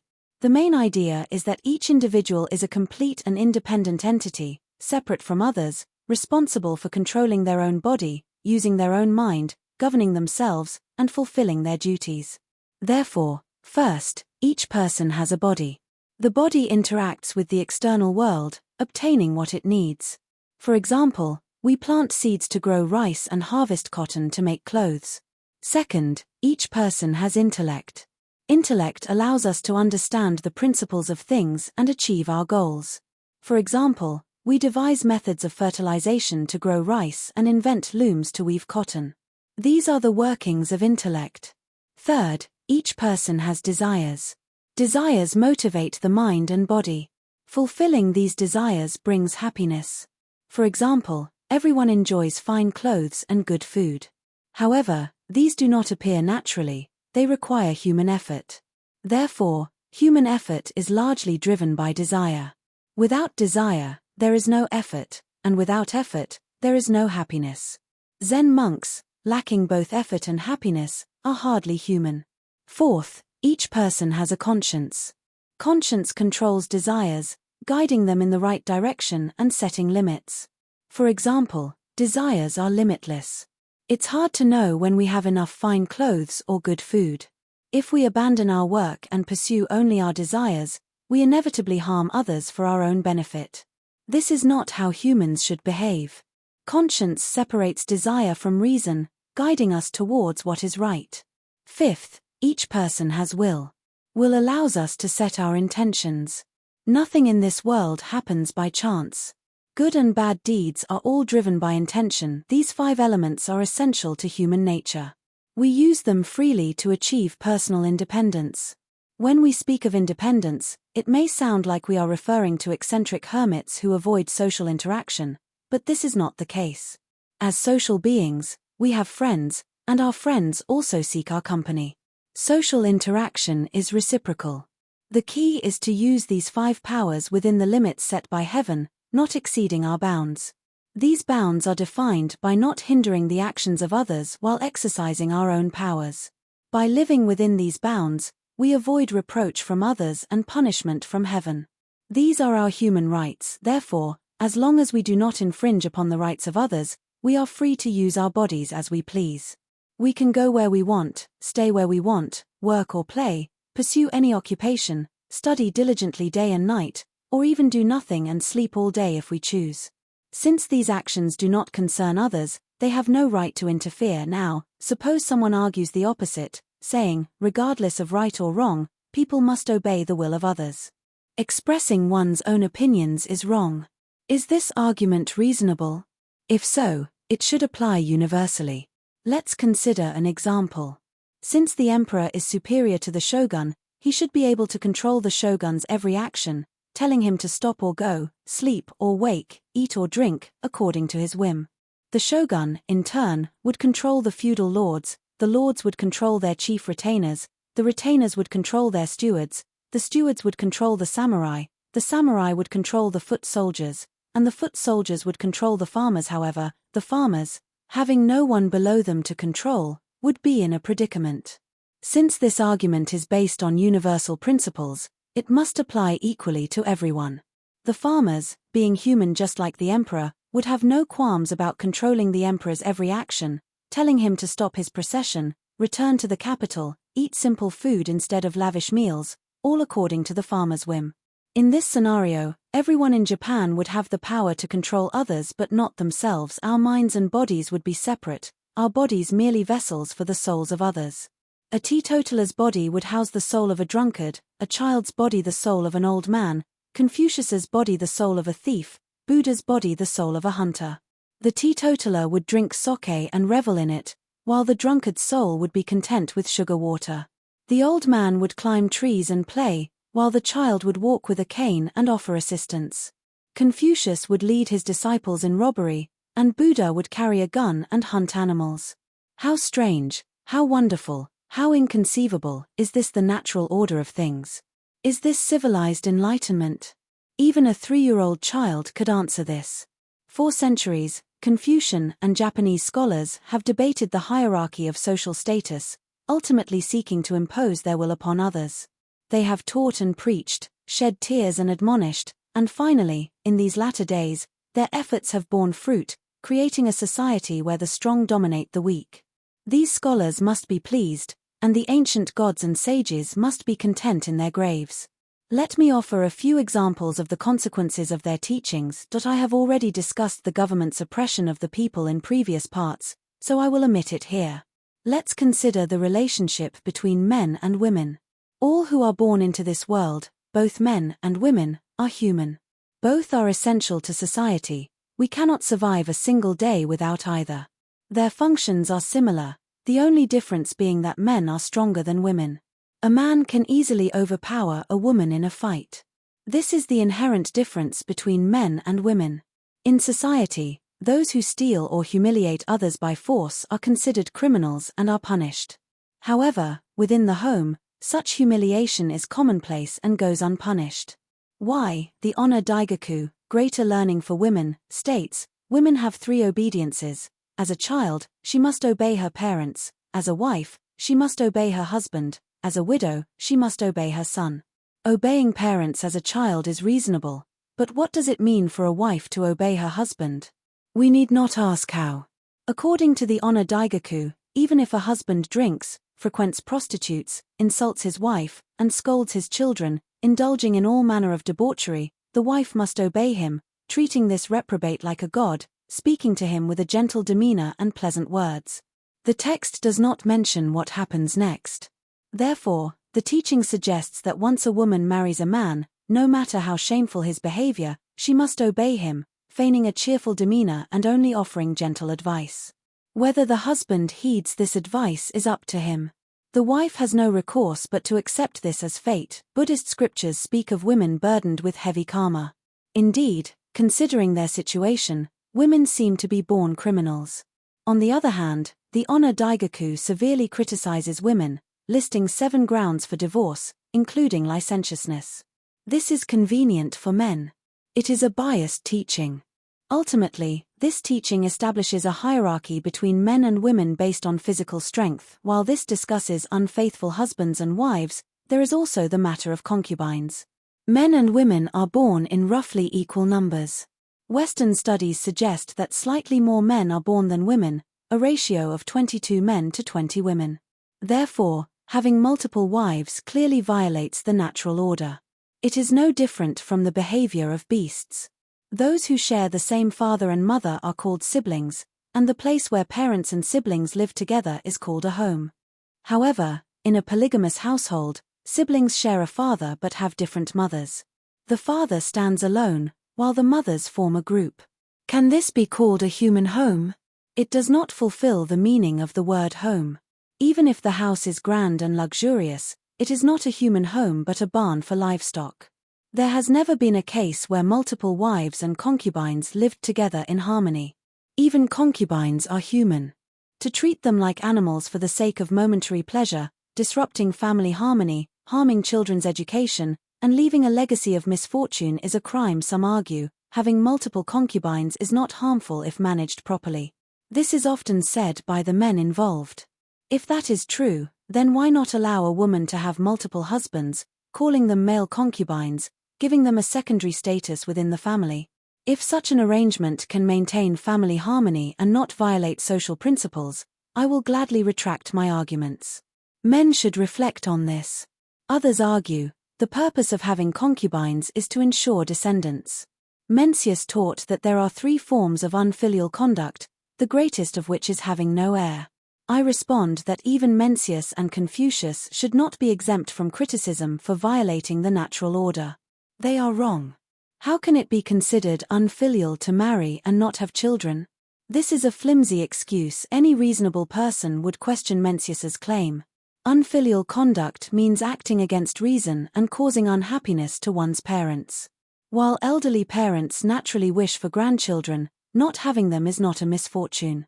Ask any parent, would they be angry with their child for not having grandchildren despite a good marriage? Would they scold their daughter-in-law, beat their son, or even disown them? Such behavior is unheard of. This is a baseless argument not worth debating. People should reflect on their own feelings and answer this question for themselves. Filial piety is a natural human duty. We should treat even strangers with respect, especially our own parents. We should be filial not for personal gain or reputation but out of genuine love and respect. There are countless stories promoting filial piety, starting with the 24 paragons of filial piety and numerous other texts. However, most of these stories either advocate for impossible acts, describe foolish and laughable behavior, or even praise actions that violate reason as filial piety. Lying naked on ice in winter, waiting for it to melt, is not humanly possible. Pouring sake on oneself in summer to attract mosquitoes away from one's parents is less sensible than using the money to buy a mosquito net. A person who, lacking the means to support their parents, buries their own child alive is a demon, a monster, violating all principles of humanity. While claiming that having no heir is the greatest unfilial conduct, they bury their existing child alive to end the family line. Which is considered filial? This is a contradictory and absurd argument. Ultimately, this concept of filial piety is used to control children, unreasonably blaming them. They say, a child causes suffering to their mother during pregnancy, and after birth, they are dependent on their parents for 3 years. How can this debt be repaid? However, giving birth and raising children is not unique to humans, even animals do it.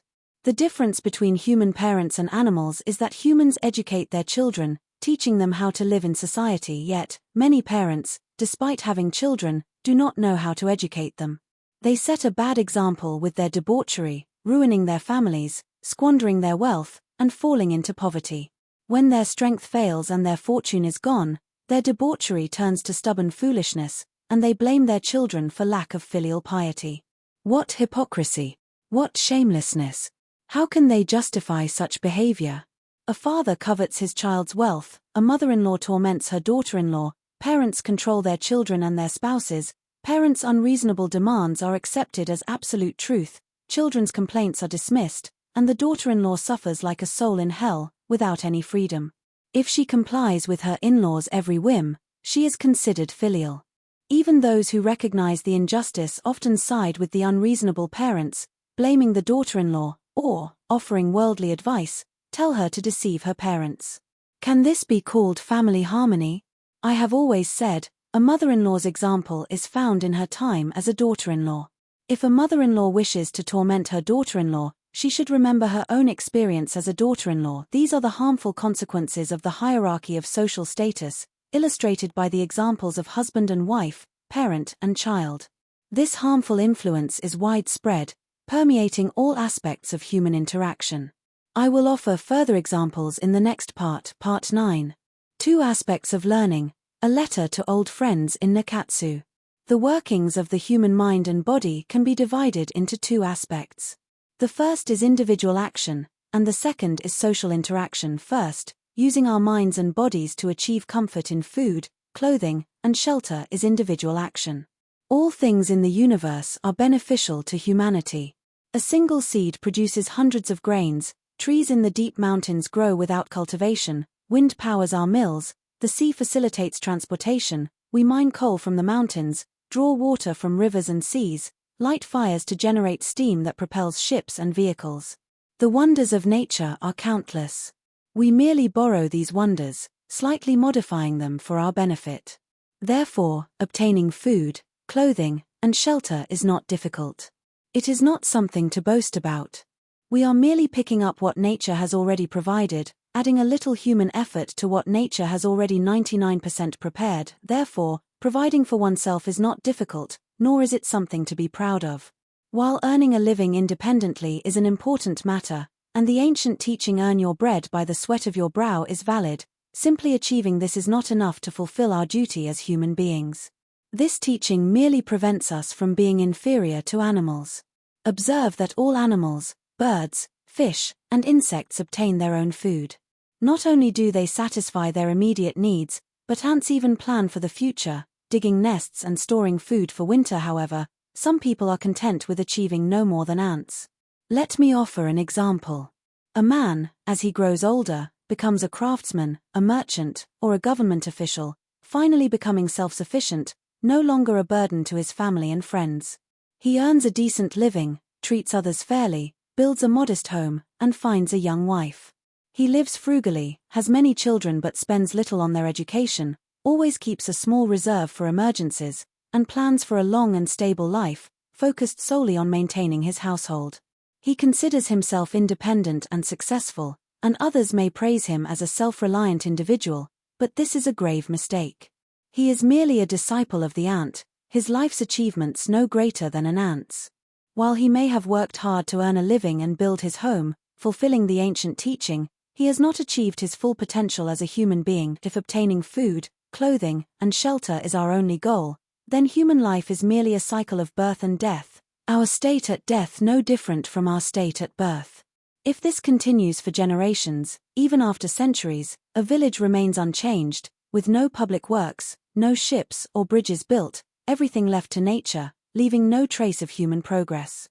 A Westerner once said, "If everyone were content with small comforts, the world today would be no different from the world at its creation."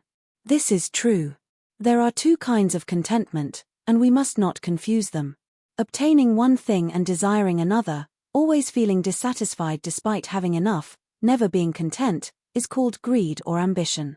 However, failing to achieve our full potential as human beings is simply foolish. Second, human beings are social creatures. We cannot live in isolation. Family alone is not enough to satisfy our social needs. We must interact with others, and the wider our social circle, the greater our happiness. This is the origin of human society. As members of society, we have obligations. Learning, industry, government, and law all exist for the sake of human interaction. Without social interaction, they would be unnecessary. Why does the government establish laws? To prevent wrongdoing, protect the good, and maintain social order. Why do scholars write books and educate others? To guide the knowledge of future generations and preserve human interaction. An ancient Chinese saying states, "Governing the world should be as fair as dividing meat," and another, "I would rather cleanse the world than weed my garden." These express the desire to benefit society. It is human nature to use one's abilities to benefit others. Even those who do not consciously intend to benefit society may unknowingly leave a positive legacy for future generations. This inherent desire allows us to fulfill our social obligations. If such individuals had not existed throughout history, we would not enjoy the benefits of civilization today. When we inherit our parents' property, we call it an inheritance. However, this inheritance is limited to land, possessions, and other tangible things. If lost, they are gone without a trace. Civilization is different. It is a legacy passed down from all past generations to us, far greater than any material inheritance. Yet, there is no one to whom we can directly express our gratitude. It's like the sunlight and air we need to survive, they are precious but belong to no one. We can only call them the blessings of past generations. At the beginning of creation, human intellect was undeveloped. It was like a newborn infant, lacking knowledge.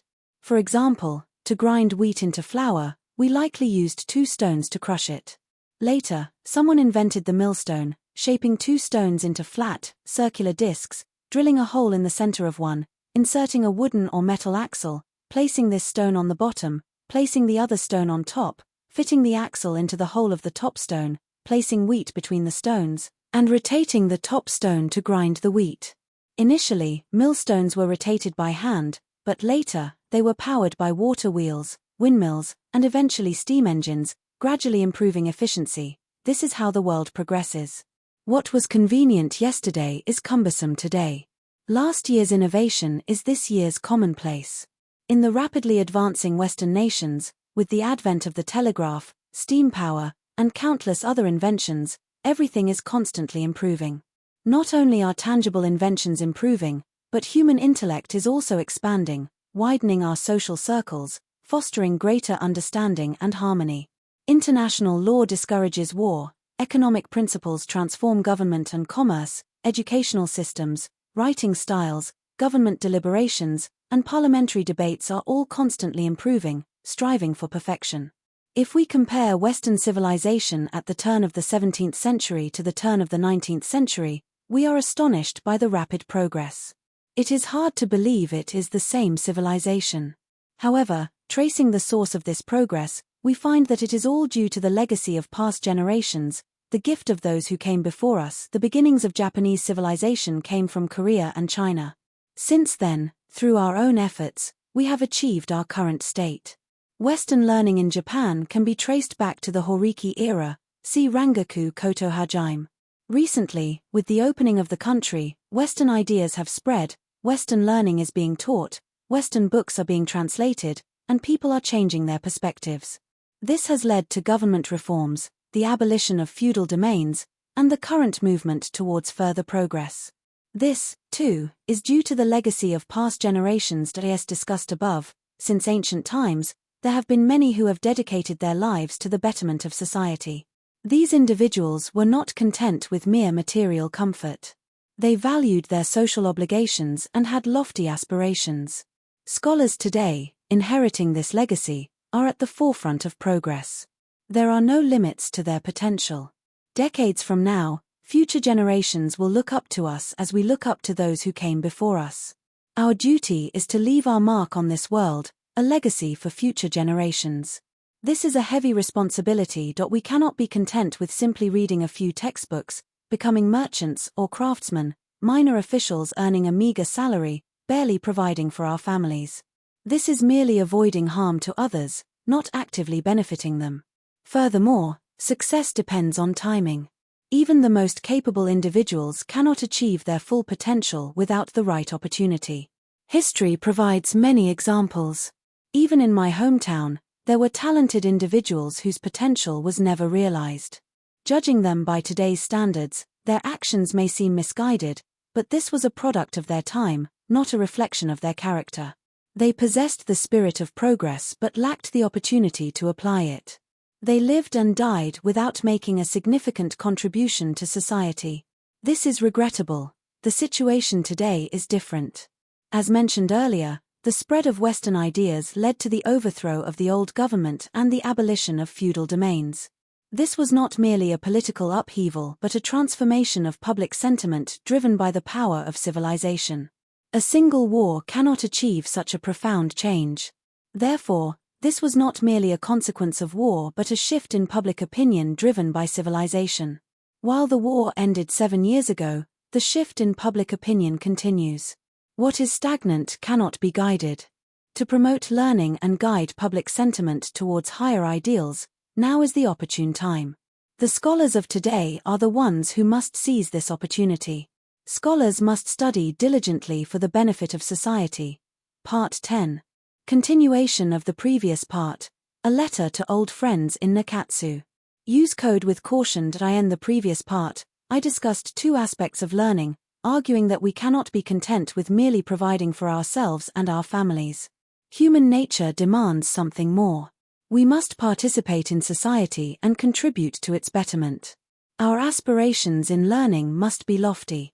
Even cooking rice or heating bathwater can be considered learning. Discussing national affairs is also learning. However, managing a household is easier than managing a nation's economy. Generally, what is easily obtained is not valuable. Things are valuable because they are difficult to obtain.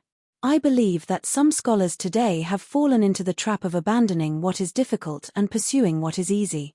In the past, during the feudal era, even if scholars acquired knowledge, there were limited opportunities to apply it.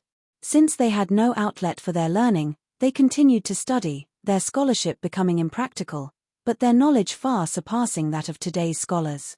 The situation today is different. As we learn, we can apply our knowledge immediately. For example, a Western studies student, after 3 years of study, acquires a basic understanding of history and science and can then open a school, teach, or work for the government. There are even easier paths. By reading popular translations, following domestic and foreign news, and seizing the opportunity for a government position, one can quickly become an official. If this becomes the norm, scholarship will never reach its full potential. While this may sound somewhat base and unbecoming of a scholar, let me explain in terms of money. A year of schooling costs no more than 100 yen. After 3 years and an investment of 300 yen, earning 50 or 70 yen a month is the business of a Western studies scholar. Those who obtain government positions through superficial knowledge, without even spending the 300 yen on education, receive their salaries as pure profit. Is there any other business that offers such high returns? Even moneylenders cannot compare. Of course, prices fluctuate based on supply and demand, and the current high demand for Western scholars, driven by the government and others, has created this favorable market. I do not blame those who take advantage of it, nor do I criticize those who pay the price. However, I believe that if these individuals were to endure a few more years of hardship and acquire true knowledge before seeking employment, they could achieve much more. Only then, with the combined intellect and virtue of individuals throughout the nation, can we compete with the West. What is the purpose of learning for scholars today? Is it not to achieve independence and restore our autonomy? Freedom and independence imply obligations. Independence does not simply mean living in one's own home and providing for oneself. That is merely a domestic obligation. We also have an external obligation. As Japanese citizens, we must not disgrace our name. We must work together to secure the freedom and independence of our nation.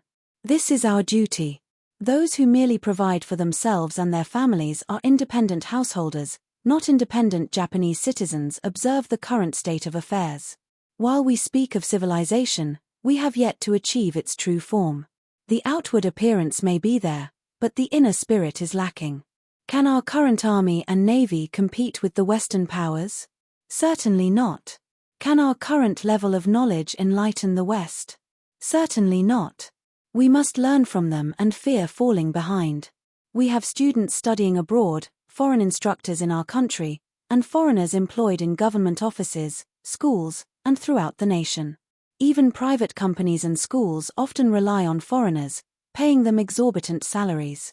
While it is said that we should borrow the strengths of others to compensate for our weaknesses, the current situation suggests that we have only weaknesses and they have only strengths.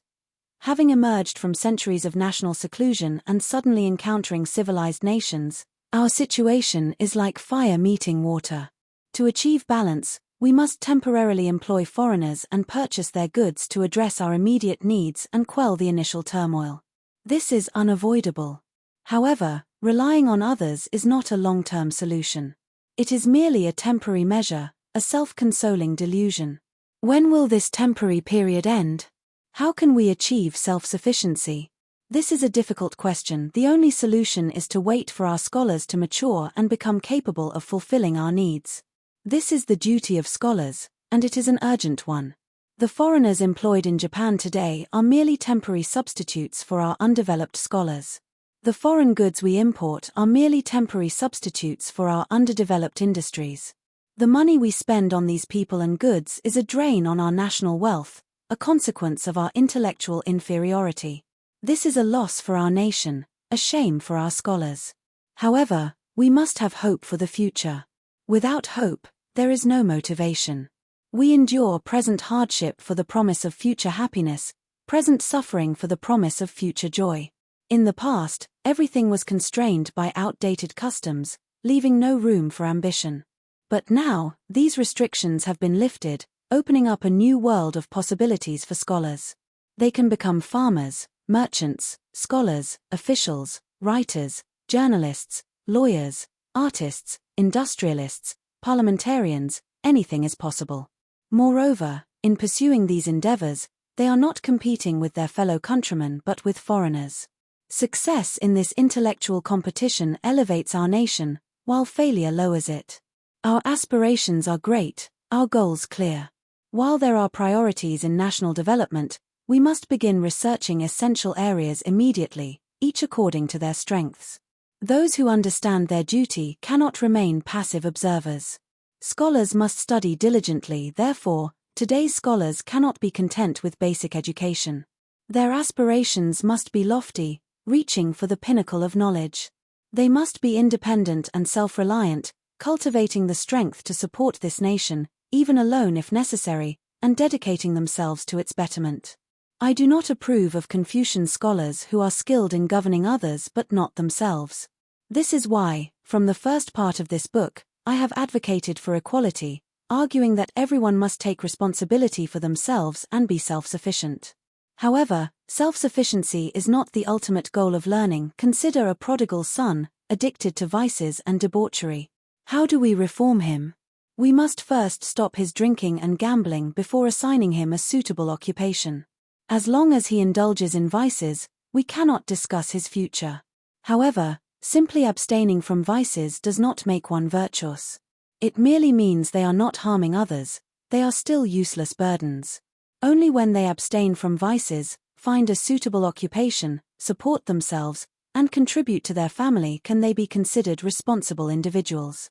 The same applies to the concept of self-sufficiency. For centuries, the samurai class and above in Japan have been accustomed to a life of leisure, ignorant of the value of hard work, unaware of the source of their wealth, arrogantly living off others as if it were their birthright, like those lost in a world of vice and delusion. What can we say to such people? We can only shock them awake with the concept of self-sufficiency. Can we expect them to pursue higher learning or embrace the ideals of social contribution? Even if we try, their learning will be but a dream within a dream. This is why I have emphasized self-sufficiency and not true learning. This argument is for those who live off others, not for true scholars. However, I hear that among my old friends in Nikatsu, some students are seeking employment before completing their studies. Earning a living is important. Some may have specific talents and need to choose their career path early, which is understandable. However, if this becomes a trend, talented young people may hinder their own development. This is a loss for them and for the nation. While earning a living is important, careful household management shows that it's better to work diligently, live frugally, and wait for the right opportunity than to quickly acquire and squander wealth seeking temporary comfort. If you are a student, study diligently. If you are a farmer, become a great farmer. If you are a merchant, become a great merchant. Scholars should not be content with small comforts. Embrace simple living, endure hardship, pound rice, and chop wood. Learning can be pursued even while performing manual labor. The food of civilization is not limited to Western cuisine. We can learn even while eating simple fare. Part 11. How the concept of social status creates hypocrites. Use code with caution. In Part 8, I gave examples of the harm caused by the hierarchy of social status in the context of family relationships, stating that there are many other examples. Considering the origin of this concept of social status, while it appears to be about the strong dominating the weak, it does not necessarily stem from malice. It is based on the assumption that people are generally foolish and need to be guided, taught, and protected by their superiors, blindly obeying without expressing their own opinions. The superiors, believing they know best, manage everything, from national affairs to village governance, business operations, and household management, attempting to create a society where all relationships are like that of parent and child. For example, young children should not be expected to make their own decisions. Parents provide for them, and the children simply obey.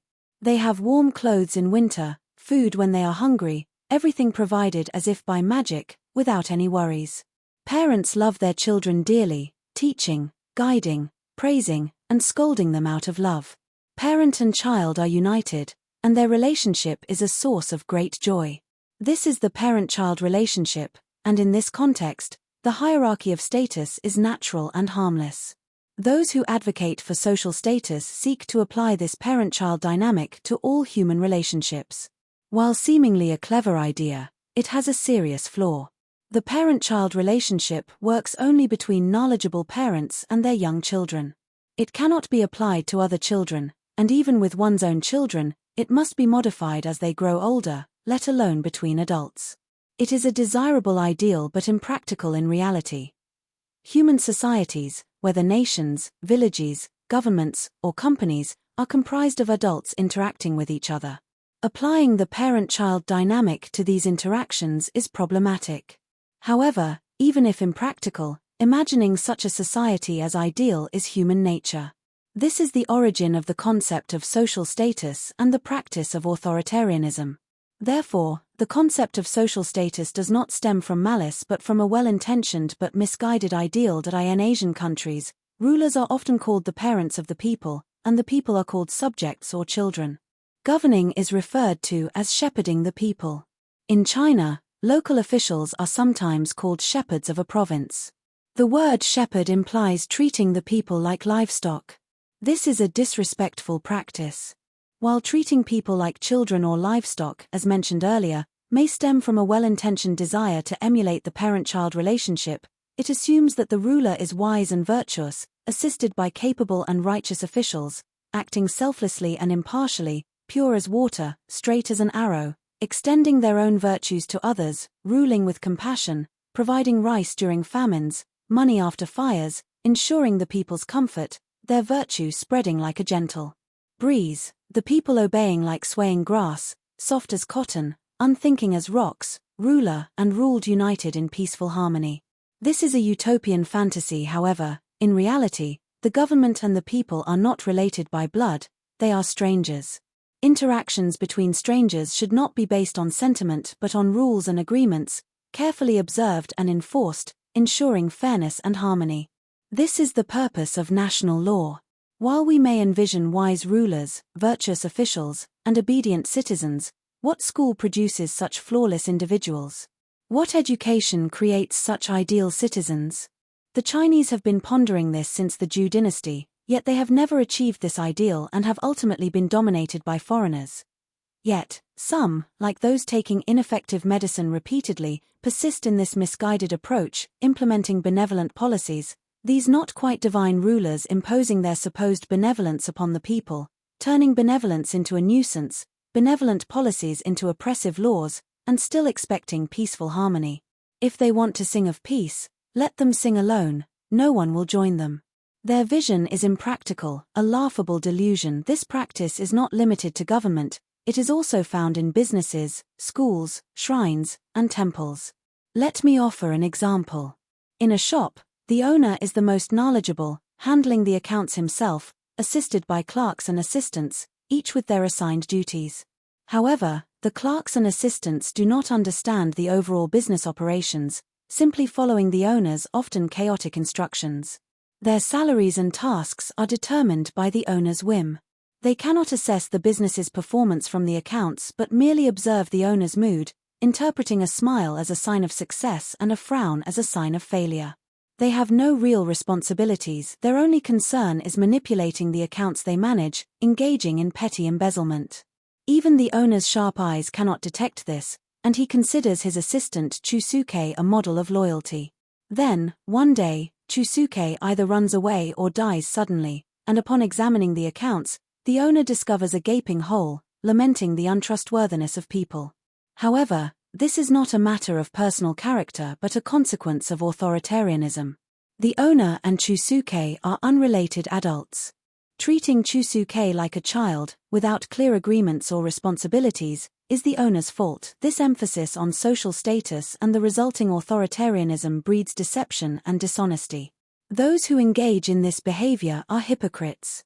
For example, during the feudal era, feudal lords' retainers all pretended to be loyal.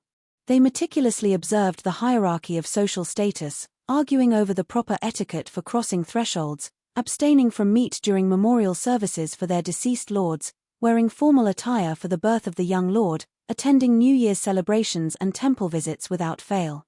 They proclaimed, "Poverty is the way of the samurai, loyalty and patriotism are duty, and those who eat their lord's food must die for his cause." Their pronouncements were so convincing that most people were fooled. However, observing them closely, we find them to be hypocrites. How do retainers who hold important positions acquire wealth? Their fixed stipends and allowances should not allow for any savings. Any surplus is suspicious. Whether it's called perks or bribes, it is ultimately stolen from their lord. The most egregious examples are construction supervisors extorting kickbacks from carpenters and accountants receiving bribes from merchants.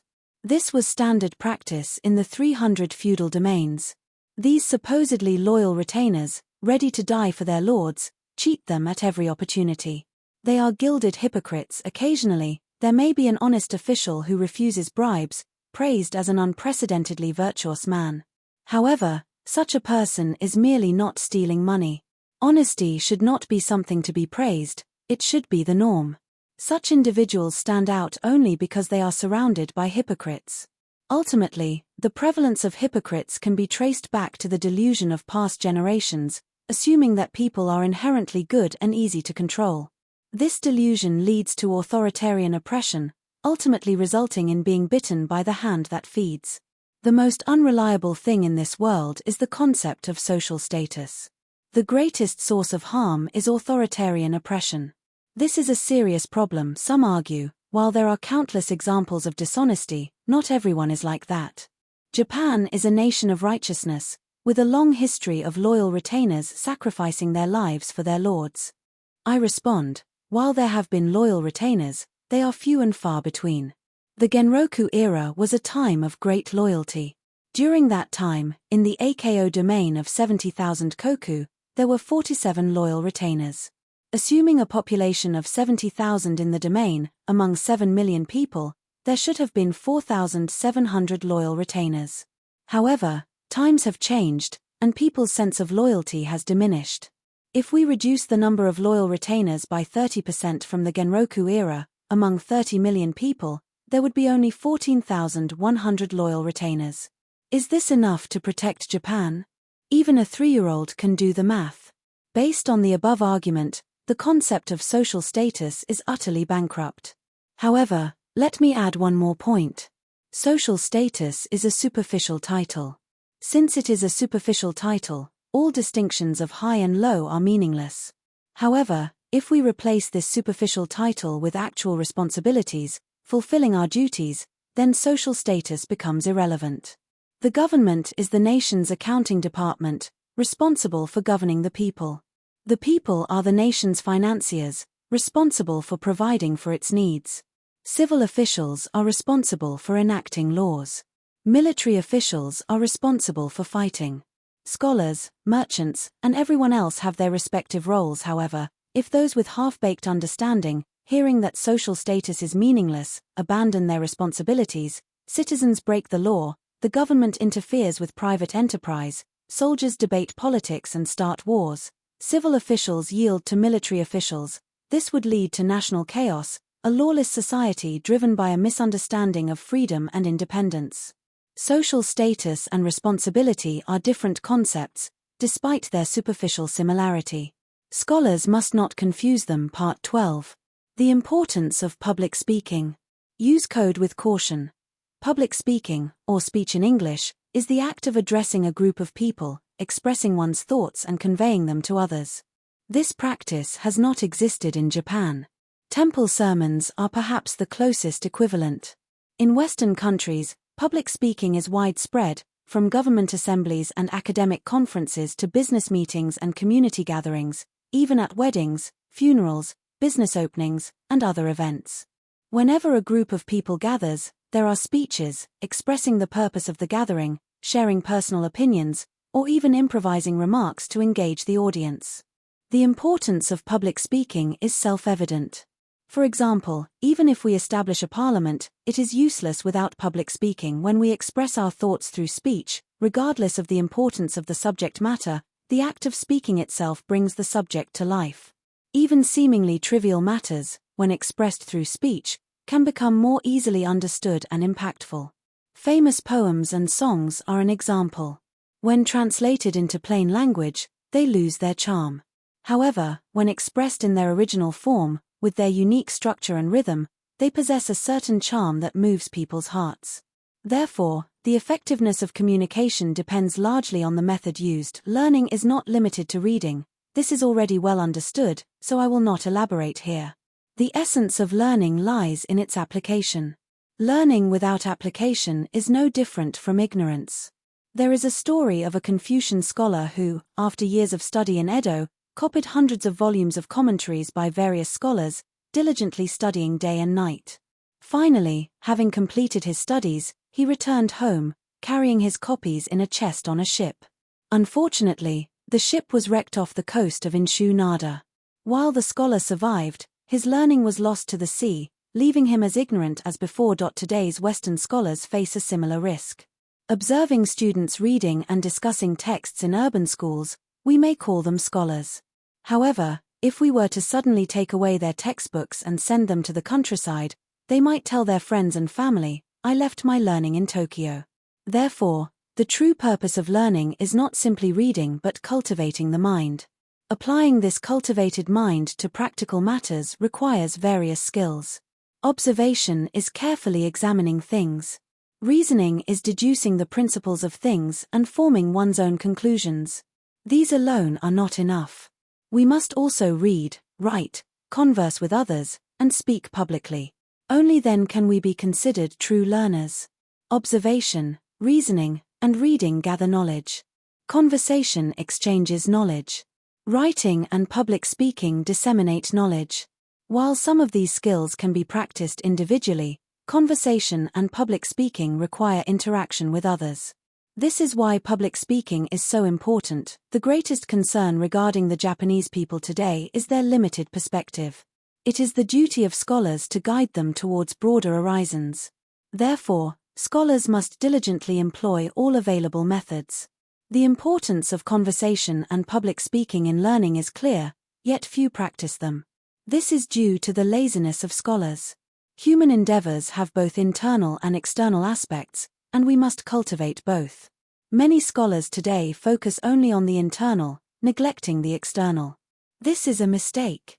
Like a deep pool within, like a soaring bird without, appearing empty yet full, limited yet boundless, this is the mark of a true scholar. The importance of noble conduct.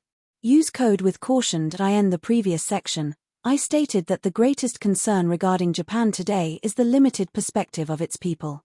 Noble conduct and perspective are not achieved simply by discussing profound theories. Zen Buddhism speaks of enlightenment, and its principles are indeed profound. However, the actions of Zen monks are often impractical and irrelevant, no different from those without any perspective. Furthermore, noble conduct and perspective are not achieved simply by accumulating knowledge. Some people read countless books and interact with people from all walks of life yet fail to form their own opinions. This is the case with many Confucian scholars who cling to outdated customs. This problem is not limited to Confucian scholars, even Western scholars are not immune. Some dedicate themselves to the latest Western learning, studying economics, moral philosophy, physics, and metaphysics, immersing themselves in their studies day and night, as if sitting on thorns, yet their actions do not reflect their knowledge. They read about economics but do not know how to manage their own finances. They discuss moral philosophy but do not cultivate their own virtue. Comparing their words and actions, they seem like two different people, lacking any consistent perspective. Ultimately, even these scholars, while not necessarily disagreeing with what they read and discuss, often struggle to apply their knowledge to their lives. The ability to recognize what is right and the willingness to act accordingly are two distinct things. These two may or may not coexist. The sayings "doctors don't follow their own advice" and reading the analects but not understanding the analects illustrate this point. Therefore, noble conduct and perspective are not achieved through theoretical discussions or the accumulation of knowledge alone. How, then, can we cultivate a noble perspective and elevate our conduct? The key is to constantly compare ourselves to others, striving for improvement and never being content with our current state. However, this comparison should not be limited to individual things but should encompass a holistic view, comparing our overall situation to others, carefully considering the advantages and disadvantages of both. For example, a young student who avoids vices and studies diligently may be praised by their parents and elders. However, this praise is merely in comparison to other delinquent students. Diligent study should be the norm, not something to be praised. Human potential is far greater. We must compare ourselves to great figures throughout history. Whose achievements should we strive to match? We must always aim higher. If we have one advantage but another has two, we should not be content with our single advantage, especially since future generations are expected to surpass their predecessors. If there are no historical figures to compare ourselves to, then our responsibility is even greater. Can we be content with simply avoiding vices and studying diligently? This is far too limited. Those who indulge in vices are anomalies. Being content with merely being better than these anomalies is like boasting about having two eyes to a blind person. It is foolish. Therefore, as long as we are still discussing the avoidance of vices, our discussions are base and trivial. As our conduct improves, such discussions become unnecessary and even distasteful. In Japan today, when evaluating schools, people often focus on discipline and regulations, parents concerned primarily with these aspects. What do we mean by discipline and regulations? Strict rules to prevent student misconduct. Is this a sign of a good school? I believe it is a sign of a bad school.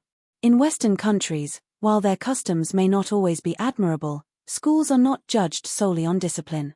A school's reputation depends on the quality of its curriculum, the effectiveness of its teaching methods, the character of its students, and the level of its discourse. Therefore, those who manage and attend schools today should not compare themselves to inferior schools but to the best schools in the world. While good discipline is a desirable trait, it is the most basic requirement, not something to boast about. To compete with the best, we must strive for more.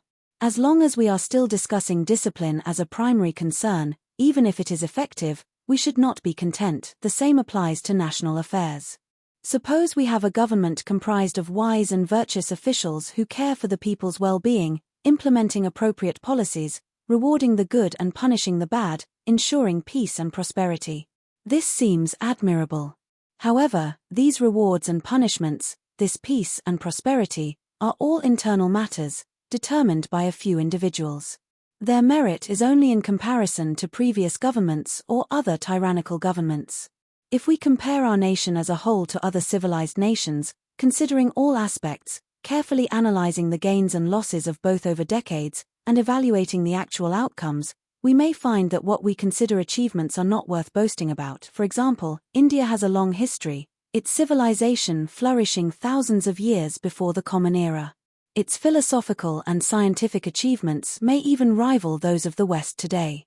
The Ottoman Empire was once a powerful military force, with well-established systems of government and warfare.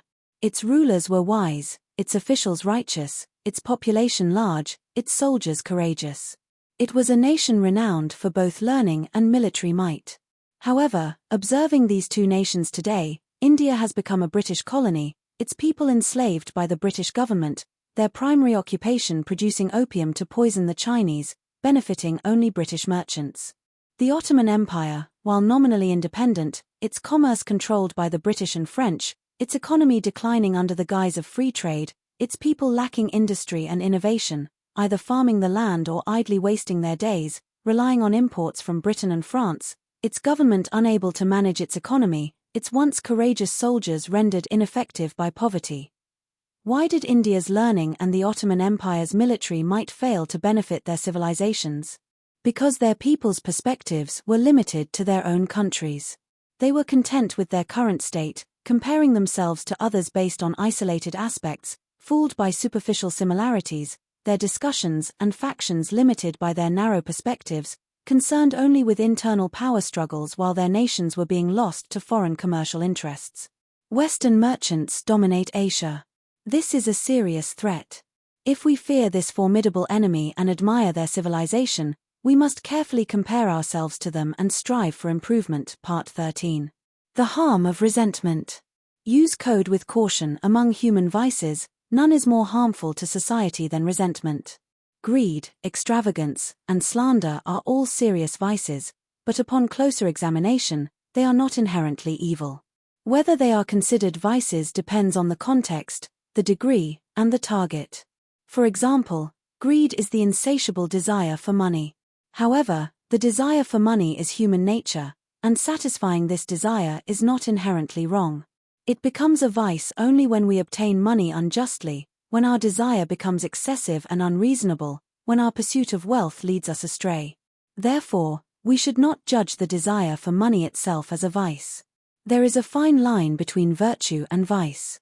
Within this line, the desire for money is called frugality or economic prudence, a virtue to be cultivated. The same applies to extravagance. It is a vice only when it exceeds our means. Enjoying comfortable clothes and a pleasant home is human nature. Satisfying these desires within reasonable limits is not a vice. It is admirable to accumulate wealth and use it wisely, without exceeding our bounds. Furthermore, there is a fine line between slander and refutation. Slander is falsely accusing others of wrongdoing. Refutation is challenging others' beliefs and expressing our own understanding of the truth.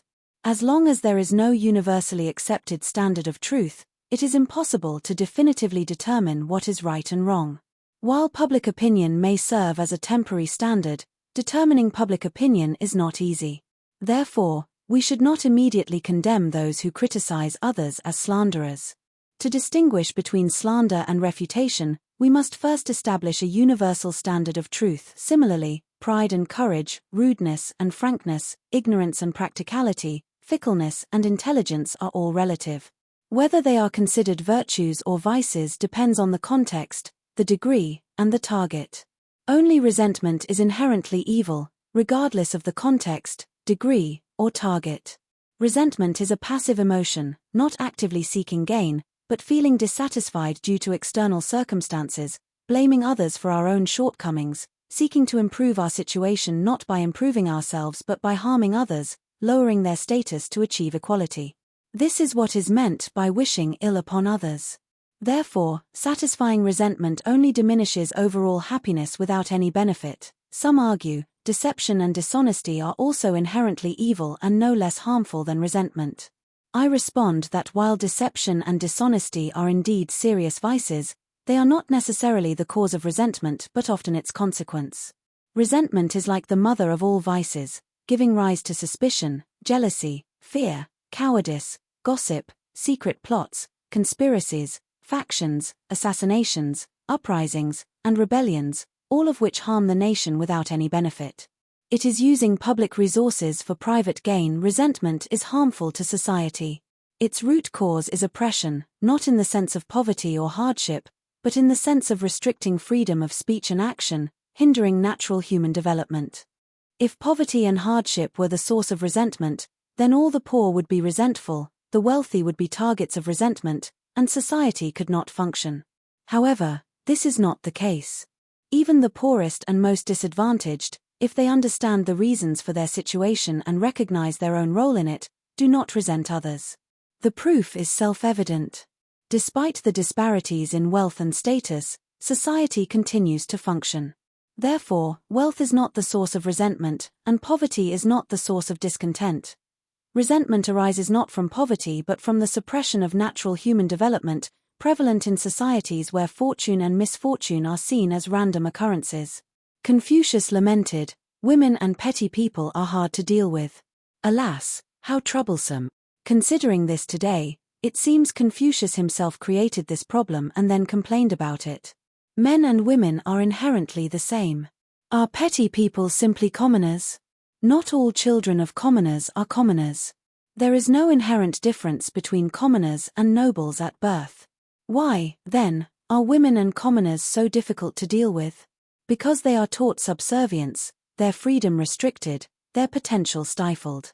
This breeds resentment, even driving Confucius to despair. It is human nature to resent restrictions on our freedom. This is as certain as sowing wheat and reaping wheat. It is surprising that Confucius, hailed as a sage, did not understand this and merely complained without offering a solution. Of course, Confucius lived over 2,000 years ago, in a barbaric era. His teachings reflected the customs and beliefs of his time. To maintain social order, some degree of control may have been necessary. However, if Confucius were truly a sage, with foresight into the future, he would not have been content with such expediency. Therefore, those who study Confucius today must consider the context of his teachings and apply them selectively. Blindly following teachings from 2,000 years ago in the Meiji era is like discussing current market prices based on outdated information. Let me offer a more recent example of how resentment harms social interaction: the maidservants in the mansions of feudal lords. These mansions were filled with ignorant and uneducated women serving an ignorant and immoral master. They were not rewarded for diligence or punished for laziness. They might be scolded for offering advice or for not offering advice. Speaking or remaining silent, being honest or deceitful, it made no difference. Their only concern was gaining the master's favor through flattery and manipulation. It was like shooting arrows without a target, hitting or missing was irrelevant. It was a world detached from human reality. In such an environment, emotions become distorted. If one of their peers advanced in status, they could not learn how it was achieved, only envy it. This envy turned to jealousy. Consumed by jealousy and resentment towards their peers and their master, they had no time to care for the household. Loyalty and righteousness were mere lip service. They would spill oil on the tatami mats and not bother to clean it if no one was watching. In extreme cases, they would neglect a sick master due to petty rivalries. In the most extreme cases, there were even instances of poisoning. If we had statistics comparing the number of poisonings in feudal mansions to the number of poisonings in society at large, we would find that such crimes were far more prevalent in the mansions. The harm of resentment is truly frightening. This example of maidservants illustrates a broader point. Resentment is a great source of harm in human society, and its root cause is oppression. Therefore, freedom of speech and action must be protected. If we compare Western nations to Japan, considering the degree to which their social interactions have moved beyond this maidservant mentality, I would argue that while Japan is not exactly like a feudal mansion, it is closer to that model than Western nations. While there is greed, extravagance, deception, and dishonesty in the West, their social dynamics are fundamentally different when it comes to resentment. There is currently talk of establishing a popularly elected parliament and ensuring freedom of the press. Setting aside the merits of these proposals, the underlying motivation is to prevent Japan from becoming like a feudal mansion, to prevent its people from becoming like maidservants, to replace resentment with action, to eliminate jealousy and encourage competition, and to allow everyone to determine their own fate through their own efforts. Suppressing freedom of speech and action is often associated with government oppression. While this is a political problem, it is not limited to the government. It also exists among the people, causing even greater harm. Therefore, simply reforming the government will not address the root cause. I will add a few more points, discussing this issue outside the context of government. Human beings are social creatures, yet habits can lead to isolation. There are hermits who intentionally withdraw from society, living in remote areas. There are also those who, while not true hermits, avoid social interaction, shutting themselves in their homes, claiming to be escaping the vulgar world. These individuals are not necessarily withdrawing due to government oppression. They may simply lack the courage to interact with others, their narrow-mindedness preventing them from accepting different perspectives. If they reject others, others will reject them in return, increasing the distance between them until they become like strangers, even enemies, resenting each other. This is a great misfortune. Furthermore, in human interactions, when we judge others based on their actions or words without truly understanding their intentions, we often misinterpret their actions, harboring resentment and dislike. This is due to human nature and habit. Matters that cannot be resolved through letters or messengers can often be resolved through face-to-face conversation. As the saying goes, it's hard to say certain things directly. This is human nature, a sign of empathy. Empathy fosters understanding and eliminates resentment and jealousy. While there have been many assassinations throughout history, I believe that if we were to bring the assassin and their target together for a few days, allowing them to express their true feelings openly and honestly, even the greatest enemies could reconcile and even become friends. Therefore, suppressing freedom of speech and action is not just a problem of the government, it is a problem throughout society, even among scholars. The spirit of progress is not cultivated in isolation. We must allow people to speak and act freely, to determine their own fortunes, without interference. Part 14. Taking stock of one's mind. Use code with caution. Observing human life, we find that we commit more wrongdoing, act more foolishly, and achieve less than we intend. Even the most wicked do not consciously strive for a life of evil. However, faced with certain situations, we may succumb to temptation, justifying our actions with self-serving excuses despite knowing they are wrong. Sometimes, we do not even recognize our actions as wrong, feeling no shame, even believing we are doing good. We may become angry and resentful towards those who disagree with us. Yet, years later, looking back, We may feel ashamed of our past actions. While people differ in intelligence and strength, no one truly believes themselves inferior to animals. We assess various tasks, choosing those we believe we can handle, but we often make mistakes, failing to achieve our goals and facing ridicule and regret. Observing the failures of others, we may find their actions laughable, but they were not necessarily foolish. Upon closer examination, their intentions may have been reasonable. Ultimately, the world is constantly changing, and it is difficult to predict the future. Even the wisest can make mistakes. Furthermore, our aspirations are often grand, and it is difficult to accurately assess the difficulty of a task and the time required to complete it. Benjamin Franklin said, "When you think you have enough time, you will always find it insufficient." This is true. Carpenters and tailors are notorious for missing deadlines. This is not due to malice or incompetence but to a failure to accurately assess the task and the time required. While clients often criticize carpenters and tailors for missing deadlines, and their criticisms may be valid, do these clients always meet their own deadlines? A rural student, leaving home for the city, vows to complete his studies in 3 years through hard work. Does he always keep his promise? A scholar, eager to acquire a rare book, vows to read it in 3 months. Does he always succeed? A well-meaning gentleman petitions the government repeatedly, claiming, "If I were in charge, I would handle this matter this way, implement that reform that way, and transform the government within 6 months." Upon obtaining the desired position, does he always fulfill his promises? A poor student proclaims, "If I had 10,000 Rio, I would build schools throughout Japan and eliminate illiteracy." If he were suddenly adopted by a wealthy family, would he follow through? Such fantasies are countless. They all stem from a failure to accurately assess the difficulty of a task and the time required, overestimating the available time and underestimating the challenge. As discussed above, we often fall short of our moral aspirations, act more foolishly than we intend, and fail to achieve our goals. There are various ways to address this, but one often overlooked method is regularly taking stock of our achievements and failures. Like a merchant taking inventory, merchants do not set out to lose money. They assess their skills and capital, analyze market conditions, and then start their businesses. They experience both profits and losses, adjusting their strategies as needed. At the end of the year or month, they calculate their profits and losses. Sometimes, things go as planned, sometimes not. A product they expected to be profitable may turn out to be a loss. A product they thought was in short supply may have excess inventory.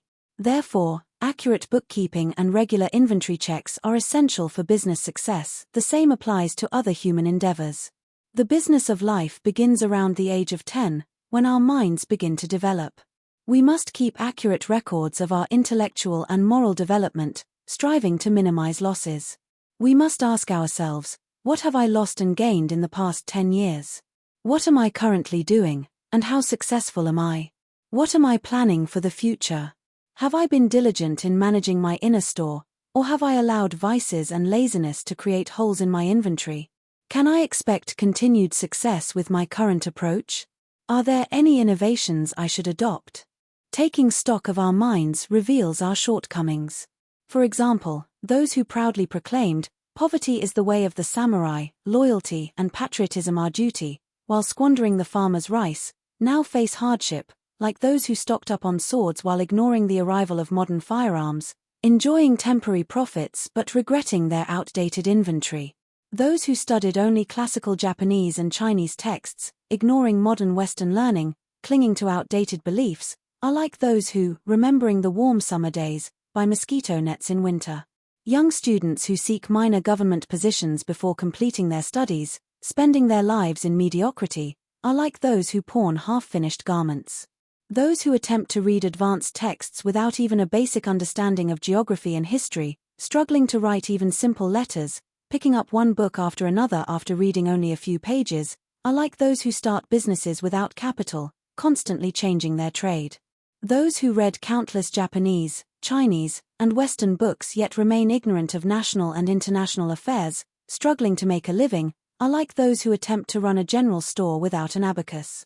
Those who are skilled in governing others but not themselves are like those who offer financial advice to their neighbors while their own homes are being robbed. Those who speak of progress and innovation without any personal reflection, without understanding their own place in the world, are like those who know the names of products but not their prices. These shortcomings are common today. They stem from drifting aimlessly through life, never reflecting on our actions, never asking ourselves, what have I done with my life? What am I doing now?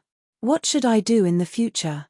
Therefore, just as a merchant takes inventory to assess their business and plan for the future, we must take stock of our minds to understand our current state and chart our future course.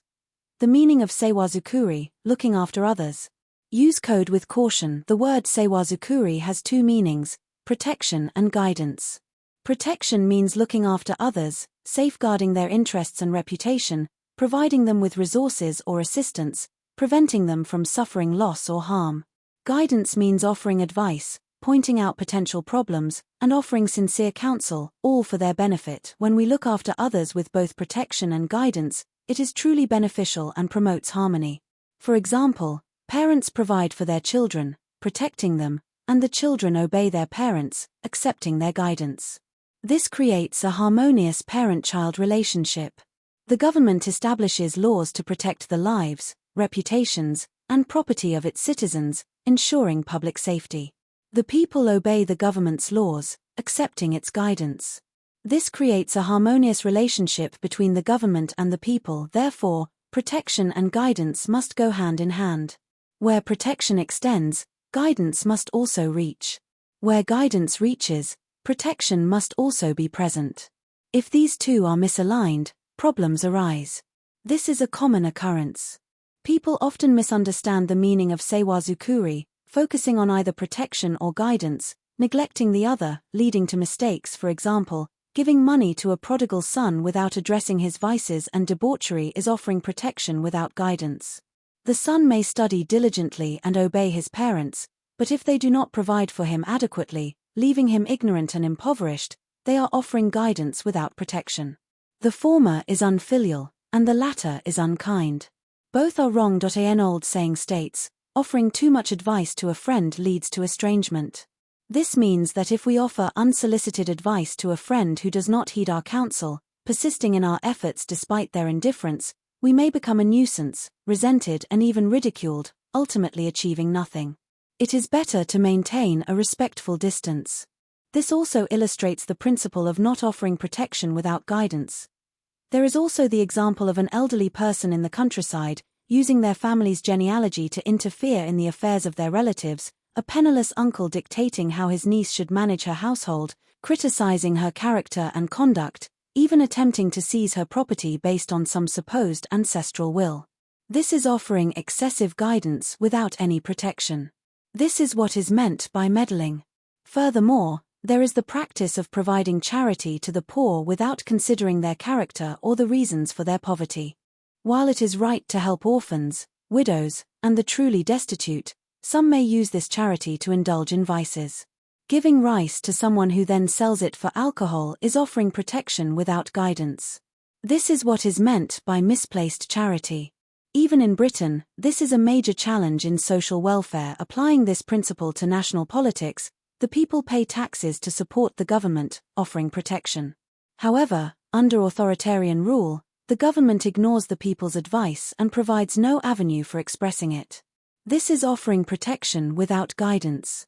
The people suffer greatly. There are countless examples of this. The concept of seiwazukuri is essential to economics. We must be mindful of it in all our endeavors, regardless of our occupation or the nature of the task. While this may seem like a cold and calculating approach, attempting to be overly generous or claiming to be generous without actually being so can harm genuine human empathy and create social discord. While I have presented this argument, let me add a few words to avoid misunderstanding. In the realm of personal morality, there may be exceptions to these economic principles. We may give money to a beggar or help someone in need without considering their circumstances. This is an act of charity, offering protection without guidance. While this may seem economically unsound, kindness and compassion are important personal virtues. For example, while it may be justifiable to ban begging, we should not condemn those who choose to give to beggars. Human affairs cannot be reduced to mere calculations. The key is to distinguish between when these principles apply and when they do not. Scholars must not become so enamored with economic theories that they forget the importance of personal virtue. Part 15. Questioning and discernment. Use code with caution. The world of belief is full of deception, while the world of doubt is full of truth. Observe the ignorant masses. They believe what others say, what they read, fictional stories, rumors, gods and Buddhas, fortune-tellers. When their parents fall ill, they believe the advice of masseurs and use herbal remedies. When arranging their daughters' marriages, they believe the instructions of geomancers and lose good husbands. When suffering from fever, they pray to Amida Buddha instead of seeking medical attention. They starve themselves to death for 37 days to appease Fudo-Mayo. If we ask how much truth there is among these beliefs, the answer is not much. Where truth is scarce, deception must abound. These people believe, but their belief is misplaced. Therefore, the world of belief is full of deception. The progress of civilization, whether in the tangible realm of physical objects or the intangible realm of human affairs, depends on seeking truth through inquiry. Tracing the source of Western civilization's progress, we find that it all began with doubt. Galileo doubted the geocentric model of the universe and proposed heliocentrism. Galvani doubted the conventional explanation for a frog's leg twitching and discovered bioelectricity. Newton doubted the accepted explanation for a falling apple and discovered the law of gravity. Watt, observing steam from a kettle, questioned its potential and developed the steam engine. All these discoveries originated from doubt. Even in the realm of human affairs, progress stems from doubt. Thomas Clarkson questioned the morality of slavery and helped abolish it. Martin Luther questioned the doctrines of the Roman Catholic Church and initiated the Protestant Reformation. The French people questioned the authority of the aristocracy and sparked a revolution. The American colonists questioned the legitimacy of British rule and achieved independence. Even today, Western thinkers challenge established theories and customs, driving progress. The traditional division of labor between men and women, with men working outside the home and women managing the household, may seem natural and immutable. However, John Stuart Mill, in his The Subjection of Women, challenged this long-held custom. While many British economists embrace free trade as a universal principle, some American scholars advocate for protectionism, proposing a different economic model. For every argument, there is a counter-argument, and the debate continues endlessly. This contrasts sharply with the people of Asia, who readily believe in superstitions and fortune-telling, blindly accepting the teachings of so-called sages, never questioning their authority. The difference in character and intellect is vast. Seeking truth through debate is like sailing against the wind. We tack back and forth, battling waves and wind, traveling hundreds of miles to advance only a few. While sailors sometimes enjoy favorable winds, there are no such tailwinds in human affairs. Progress is made only through navigating the stormy seas of debate. The source of this debate is doubt. Therefore, the world of doubt is full of truth. However, while we should not blindly believe, we should not blindly doubt either. We must be discerning, carefully choosing what to believe and what to doubt. This discernment is the essence of learning. In Japan, since the opening of the country, people have begun to question long-held customs, reforming the government, overthrowing the aristocracy, establishing schools, launching newspapers, and adopting Western practices in railroads, telegraphs, military affairs, industry, and countless other areas. These changes all originated from doubt. However, the reason why the Japanese people began to doubt these customs was not self-initiated. It was prompted by contact with Western nations, observing their civilization, accepting its merits, and attempting to emulate it. Therefore, this was not true doubt but merely transferring their belief from one thing to another, from east to west, without careful discernment. I, in my limited knowledge and experience, cannot definitively answer all these questions, but observing the current trends, I see that people are often too quick to believe or doubt, losing their sense of balance. Let me explain. The people of the East and West have different customs and beliefs. Long-held traditions, even if their merits are clear, cannot be easily adopted by others, let alone those whose merits are uncertain. Adopting new practices requires careful consideration and time to understand their true nature. However, observing the current situation, many reformers and so-called Enlightenment advocates blindly praise Western civilization, echoing each other's pronouncements. From intellectual and moral teachings to politics, economics, and even everyday matters like food, clothing, and shelter, they all seek to emulate the West. Some even abandon their own traditions without any understanding of Western practices, as if novelty alone is sufficient. Their belief is too readily given, their doubt too easily dismissed. While Western civilization may be superior to ours in many ways, it is not perfect. It has its flaws. Their customs are not all good, and our traditions are not all bad. For example, a young student, impressed by his teacher, seeks to emulate him, buying books and stationery, studying diligently day and night. This is commendable. However, if, in his eagerness to emulate his teacher, he also adopts the teacher's habit of staying up late and sleeping in, harming his health, is he wise? This student viewed his teacher as a perfect scholar, blindly imitating him without considering the consequences. A Chinese proverb states, imitating Shisha's frown. While imitating a beautiful woman's frown may be forgivable, as her frown itself may have a certain charm, what is the merit of imitating a scholar's laziness? Sleeping in is simply laziness, a sign of poor health. Imitating someone's bad habits is ridiculous. However, many reformers today are like this student. Let us imagine a hypothetical exchange of customs between the East and West and consider the reactions of these Enlightenment advocates. If Westerners bathe daily while Japanese bathe only once or twice a month, they would say, civilized people bathe frequently to promote skin health, while uncivilized Japanese people are ignorant of this practice. If Japanese use chamber pots in their bedrooms while Westerners use toilets even at night, always washing their hands afterward, they would say, civilized people value cleanliness, while uncivilized people do not understand the concept of hygiene, like children who cannot distinguish between clean and dirty.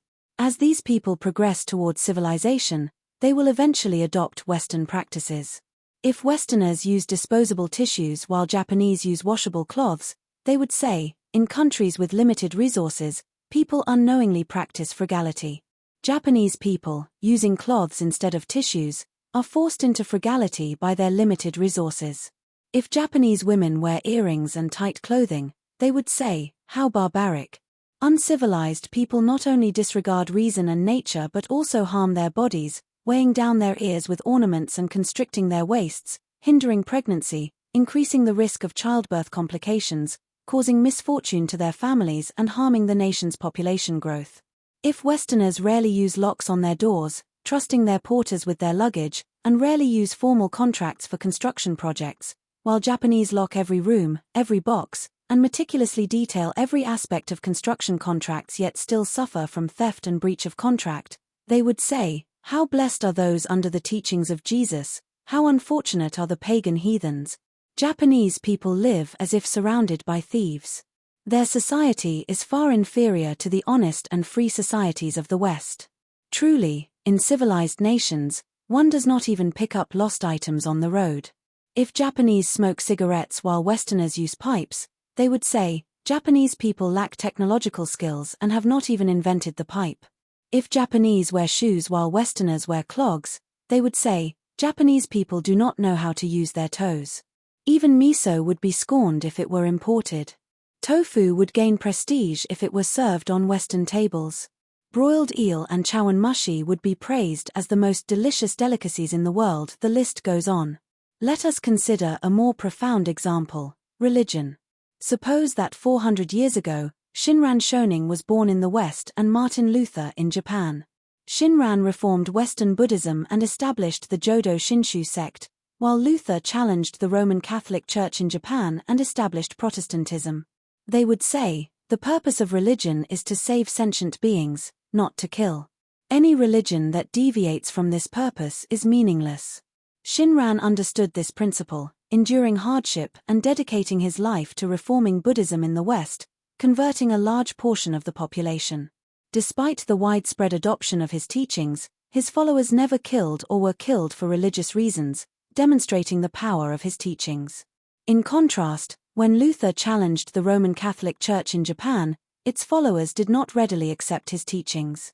The old religion was like a tiger, the new religion like a wolf, fighting each other, causing bloodshed and destruction. After Luther's death, countless Japanese were killed, the nation's wealth squandered, wars fought, and the nation ruined in the name of religion. The horrors are beyond description. The barbaric Japanese people, using the teachings of compassion to inflict suffering, slaughtering their fellow human beings in the name of love for their enemies. Even today, Luther's Protestantism has not converted half the population. The nature of religion in the East and West is vastly different. I have long pondered this difference but have yet to find a satisfactory explanation. Is it because barbaric societies corrupt even peaceful teachings, while civilized societies promote tolerance?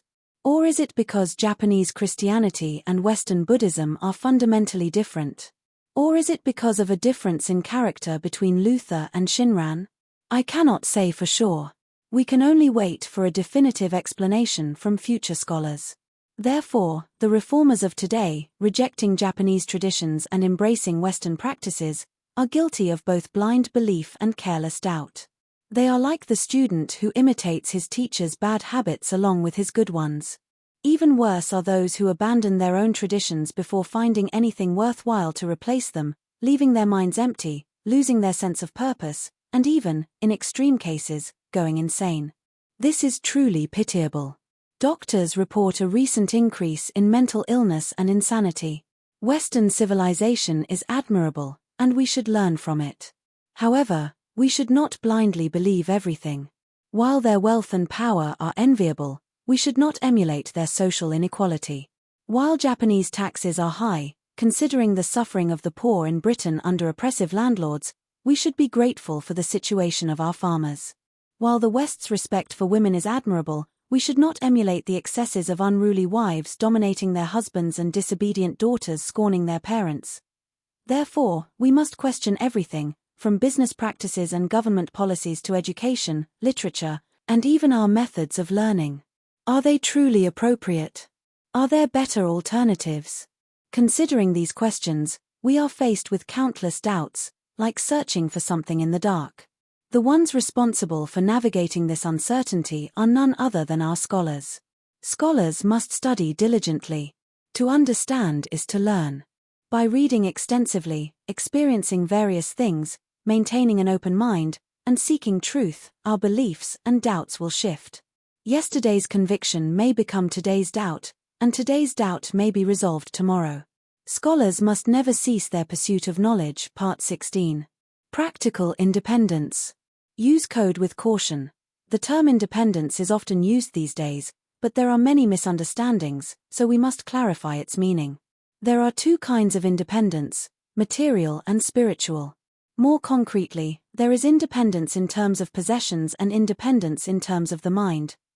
Material independence means having one's own property, managing one's own affairs, and providing for oneself and one's family without relying on others. In short, it means not receiving handouts.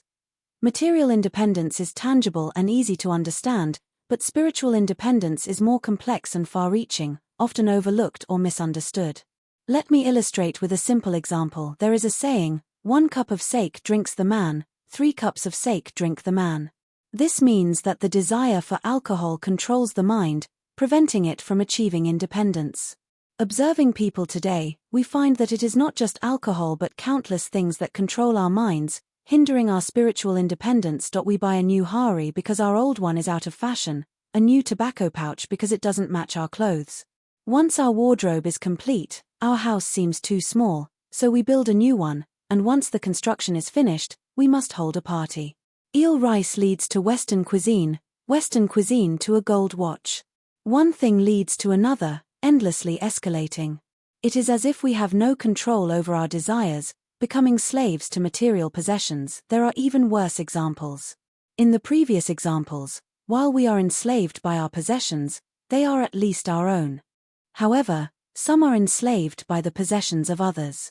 We buy new clothes because someone else bought them, build a 3-story house because our neighbor built a 2-story house, use our friends' belongings as shopping guides, use our colleagues' gossip as inspiration for our purchases.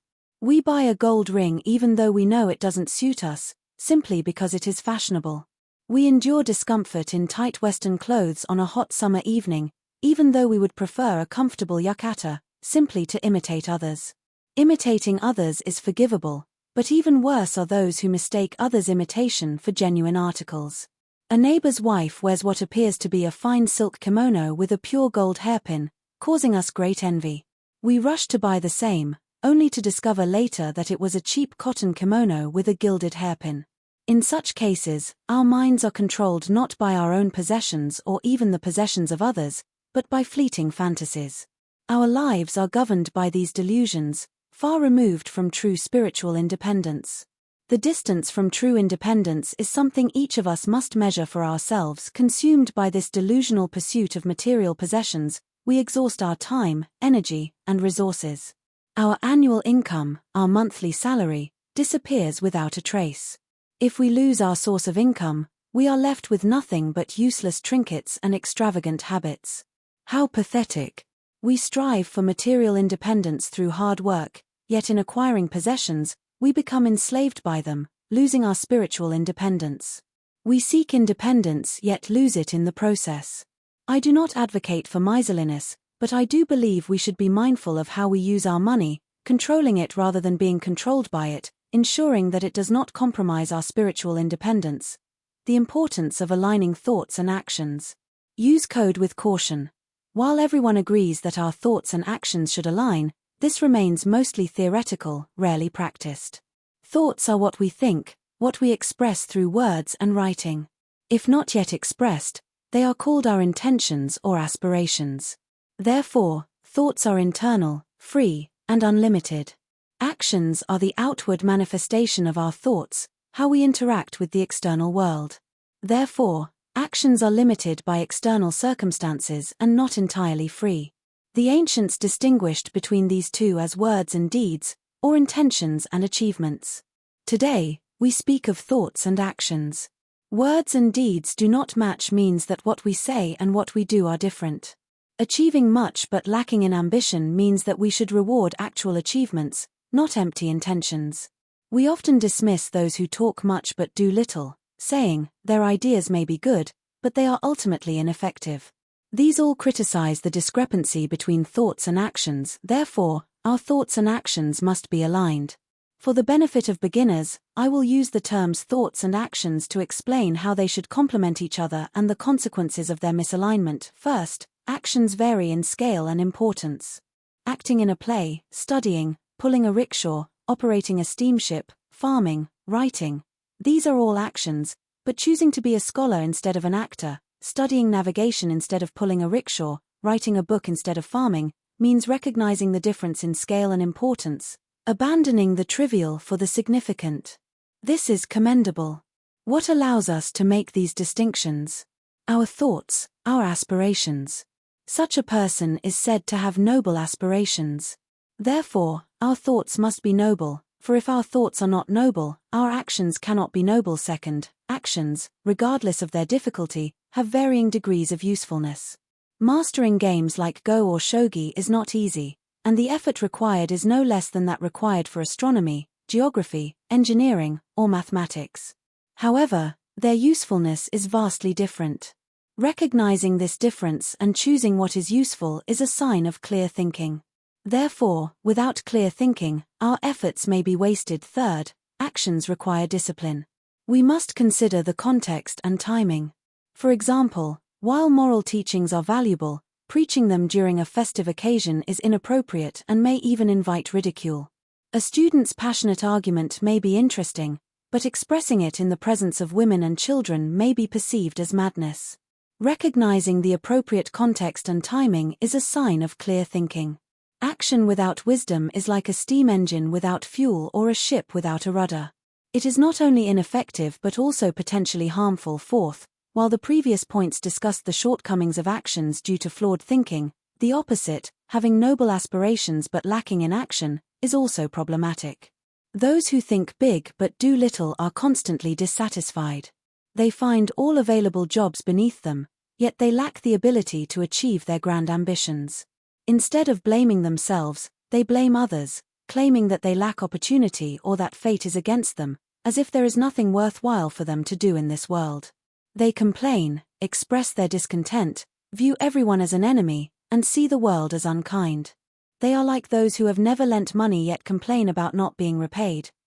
Confucian scholars lament that no one recognizes their genius, students lament that no one helps them, officials lament their lack of promotion, merchants lament their lack of business, former samurai lament their lack of livelihood, unemployed nobles lament their lack of respect. They are constantly worried and never happy. Such discontent is widespread today. To see the evidence, observe people's expressions in everyday interactions. Those who appear cheerful and carefree, their joy overflowing, are rare. In my experience, I rarely see people happy about others' misfortune, but I often see those whose faces seem to invite condolences. How pitiful! If these individuals were to focus on their own capabilities and fulfill their responsibilities, they would find joy in their work, gradually achieving progress, and eventually aligning their thoughts and actions. However, they fail to recognize this, their actions remaining at a low level while their aspirations remain lofty, always wanting more than they can achieve, buying worry with their unrealistic expectations. They are like stone statues imbued with the spirit of a runner or paralysis patients with heightened senses. Their discontent is inevitable. Furthermore, those with noble aspirations but lacking in action are often disliked and isolated. While their achievements may not compare to others, they judge others based on their own lofty standards, secretly looking down on them. Those who judge others harshly are often judged harshly in return. Mutual resentment and contempt lead to ridicule and social isolation. Today, we see those who are disliked for their arrogance, their competitiveness, their excessive demands, or their criticism of others. They have all lost their sense of perspective, judging others based on their own inflated self-image, creating a delusional world of superiority, alienating others, and ultimately isolating themselves. Young people, if you are dissatisfied with the work of others, try doing it yourselves. If you think a business is poorly managed, try managing it yourselves. If you think your neighbor's household is disorganized, try managing your own. If you wish to criticize a book, write one yourselves. If you wish to judge scholars, become a scholar. If you wish to judge doctors, become a doctor. In all matters, great and small, if you wish to criticize others, first try doing it yourselves. If the tasks are completely different, carefully consider their difficulty and compare your efforts to others based on action, not intention. This will prevent major errors. Part 17. On reputation. Use code with caution when 10 people observe and 100 people point, saying, "So-and-so is a reliable person, a capable individual. We can trust him with this matter, he will surely succeed." Such a person is said to have a good reputation. While reputations vary in scale and importance, anyone who is not trusted by others is useless. Even a servant sent on an errand with 10 mon has a 10 mon reputation, he is trusted with 10 Monday. From 10 mon to 1 yen, from 1 yen to 1,000, to 10,000, eventually, some manage millions as bank managers or government officials, entrusted not only with money but also with the well-being of the people, their wealth and their honor. Such positions require a good reputation, the trust of others. Distrust leads to suspicion, and suspicion is endless. We appoint inspectors to oversee inspectors, creating a bureaucratic nightmare that hinders progress and undermines morale. Many historical examples illustrate this folly. We buy goods from Mitsui or Daimaru without inspecting them, trusting their reputation. We order books by Barkin without reading them, trusting his name. This leads to the success of Mitsui and Daimaru, the popularity of Barkin's books, benefiting both businesses and authors. This demonstrates the importance of reputation. While it is said that we should assign tasks according to ability and lend money according to wealth, human affairs are not so simple. Those who lack strength can move mountains with the help of others, and those who lack wealth can manage fortunes with the trust of others. If we were to examine the accounts of even the wealthiest merchants, we would likely find discrepancies, debts exceeding their assets, making them worse off than penniless beggars. Yet, they are not treated like beggars because they have a good reputation. Reputation is not based on ability or wealth but on a combination of intelligence, hard work, and integrity. While reputation should be based on merit, this is not always the case. Quack doctors attract patients with grand clinics, charlatans sell their wares with flashy advertisements, swindlers display empty cash boxes, scholars adorn their studies with unread books, Rickshaw pullers read newspapers and nap at home, people cry in church on Sunday and fight with their spouses on Monday. The world is full of deception, good and evil mixed together indiscriminately. In extreme cases, a good reputation may even conceal incompetence and immorality. Therefore, discerning gentlemen often avoid seeking fame, dismissing it as a fleeting illusion. This is a noble sentiment, however, focusing only on the extremes leads to problems. While avoiding fame is commendable, we must first understand the nature of reputation. If reputation is indeed a meaningless illusion, like a doctor's grand clinic or a charlatan's advertisement, then avoiding it is wise. However, human society is not entirely based on illusions. A person's character is like a tree, and their reputation is like its flowers. We cultivate the tree to produce flowers, we do not hide the flowers. Rejecting reputation without understanding its nature is like removing the flowers to hide the tree. This does not enhance the tree's usefulness, it is like killing something that should be alive. It is detrimental to society. Should we, then, seek reputation? Yes, we should, but within reasonable limits. Earning reputation through hard work is like measuring rice. A skilled measurer can make one to measure 1/10 more than it is. Similarly, measuring one's worth can be more or less than the true value. People who overestimate may commit wrongdoing. Now, I would like to address those who underestimate their worth. Confucius said, "The gentleman does not worry about not being known but about not knowing others."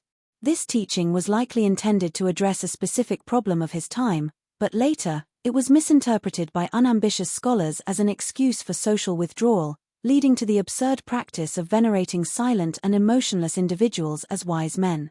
To escape this harmful custom, we must engage with the world, interact with others, make ourselves known, and allow others to know us, expressing our true abilities for our own benefit and for the benefit of society. First, we must master language. While writing is a powerful tool for communication, especially for letters and books, spoken language is the most effective way to convey our thoughts directly to others. Therefore, our speech should be fluent and expressive. Public speaking is becoming more common these days. While attending speeches can be informative, both speakers and listeners benefit from practicing public speaking, improving their fluency and expressiveness. Many people today struggle to express themselves, their vocabulary limited, their speech halting and awkward. For example, a teacher explaining a translation may simply repeat the phrase "round crystal ball" without further explanation, assuming it is self-evident, staring at the students with a stern expression. However, a more articulate teacher might say, "Round means without corners, like a dumpling. Crystal is a type of glass found in mountains, like in Kai province. This crystal ball is like a round dumpling." This explanation is much clearer, even for women and children. Using simple language when more expressive language is available is a failure to utilize the power of speech. Some students foolishly claim, the Japanese language is inadequate for writing and speaking, so we should use English. These students have likely never fully mastered their own language. A nation's language evolves with its culture, becoming increasingly expressive.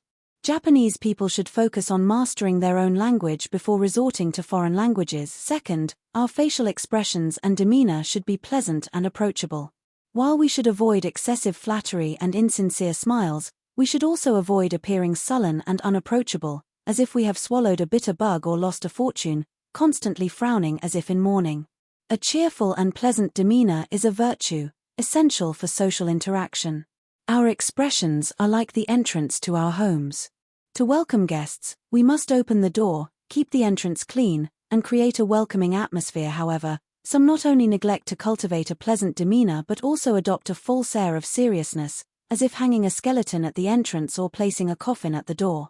Who would want to approach such a house? France is considered a center of civilization and intellectual discourse, partly because of its people's cheerful and approachable nature. Some argue, facial expressions and demeanor are inherent traits and cannot be changed through effort. Discussing them is pointless. While there may be some truth to this, it contradicts the principle of human development. The human mind, like our physical bodies, can be trained and improved. Therefore, our expressions and demeanor, being products of our minds, can also be improved. However, It has long been customary in Japan to neglect this important aspect of human development. This is a mistake.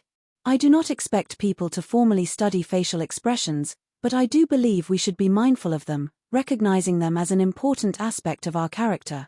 Some also argue, cultivating a pleasant demeanor is superficial. If we prioritize appearances in social interactions, we will become obsessed with superficiality, not only in our expressions and clothing but also in our food and hospitality, entertaining guests beyond our means and creating a culture of pretense. While this is a valid concern, pretense is a perversion of social interaction, not its essence. Excesses often lead to the opposite of what is intended. Too much is as bad as too little describes the relationship between excess and essence. For example, the purpose of food is to nourish the body, but overeating harms our health. Nourishment is the essence of food, and overeating is its perversion. Similarly, the essence of social interaction is harmony and sincerity. Pretense is not its true nature. The closest human relationships are those between family members. What governs these relationships? Love and sincerity. Only by removing pretense can we experience true intimacy. Therefore, genuine connection is based on sincerity, not pretense. That I do not expect people to treat all social interactions like family relationships, but I do believe we should strive for sincerity. We often describe people as easygoing, approachable, unreserved, straightforward, manly, talkative but kind, boisterous but harmless, quiet but friendly, intimidating but easy to get along with. These descriptions all reflect the qualities of close relationships, harmony and sincerity. Third, those who do not share the same path cannot walk together. This teaching has been misinterpreted by some to mean that scholars should only associate with scholars, doctors with doctors, and so on. Even close friends from school may become estranged after graduation, one becoming a merchant, the other an official, separated by their different paths. This is narrow-minded. To expand our social circles, we must not only maintain old friendships but also seek new ones. Without interaction, we cannot understand each other. Have you ever met someone by chance and become lifelong friends? If we meet 10 people and find one friend, then meeting 20 people may yield 2 friends. This is how we get to know others and make ourselves known.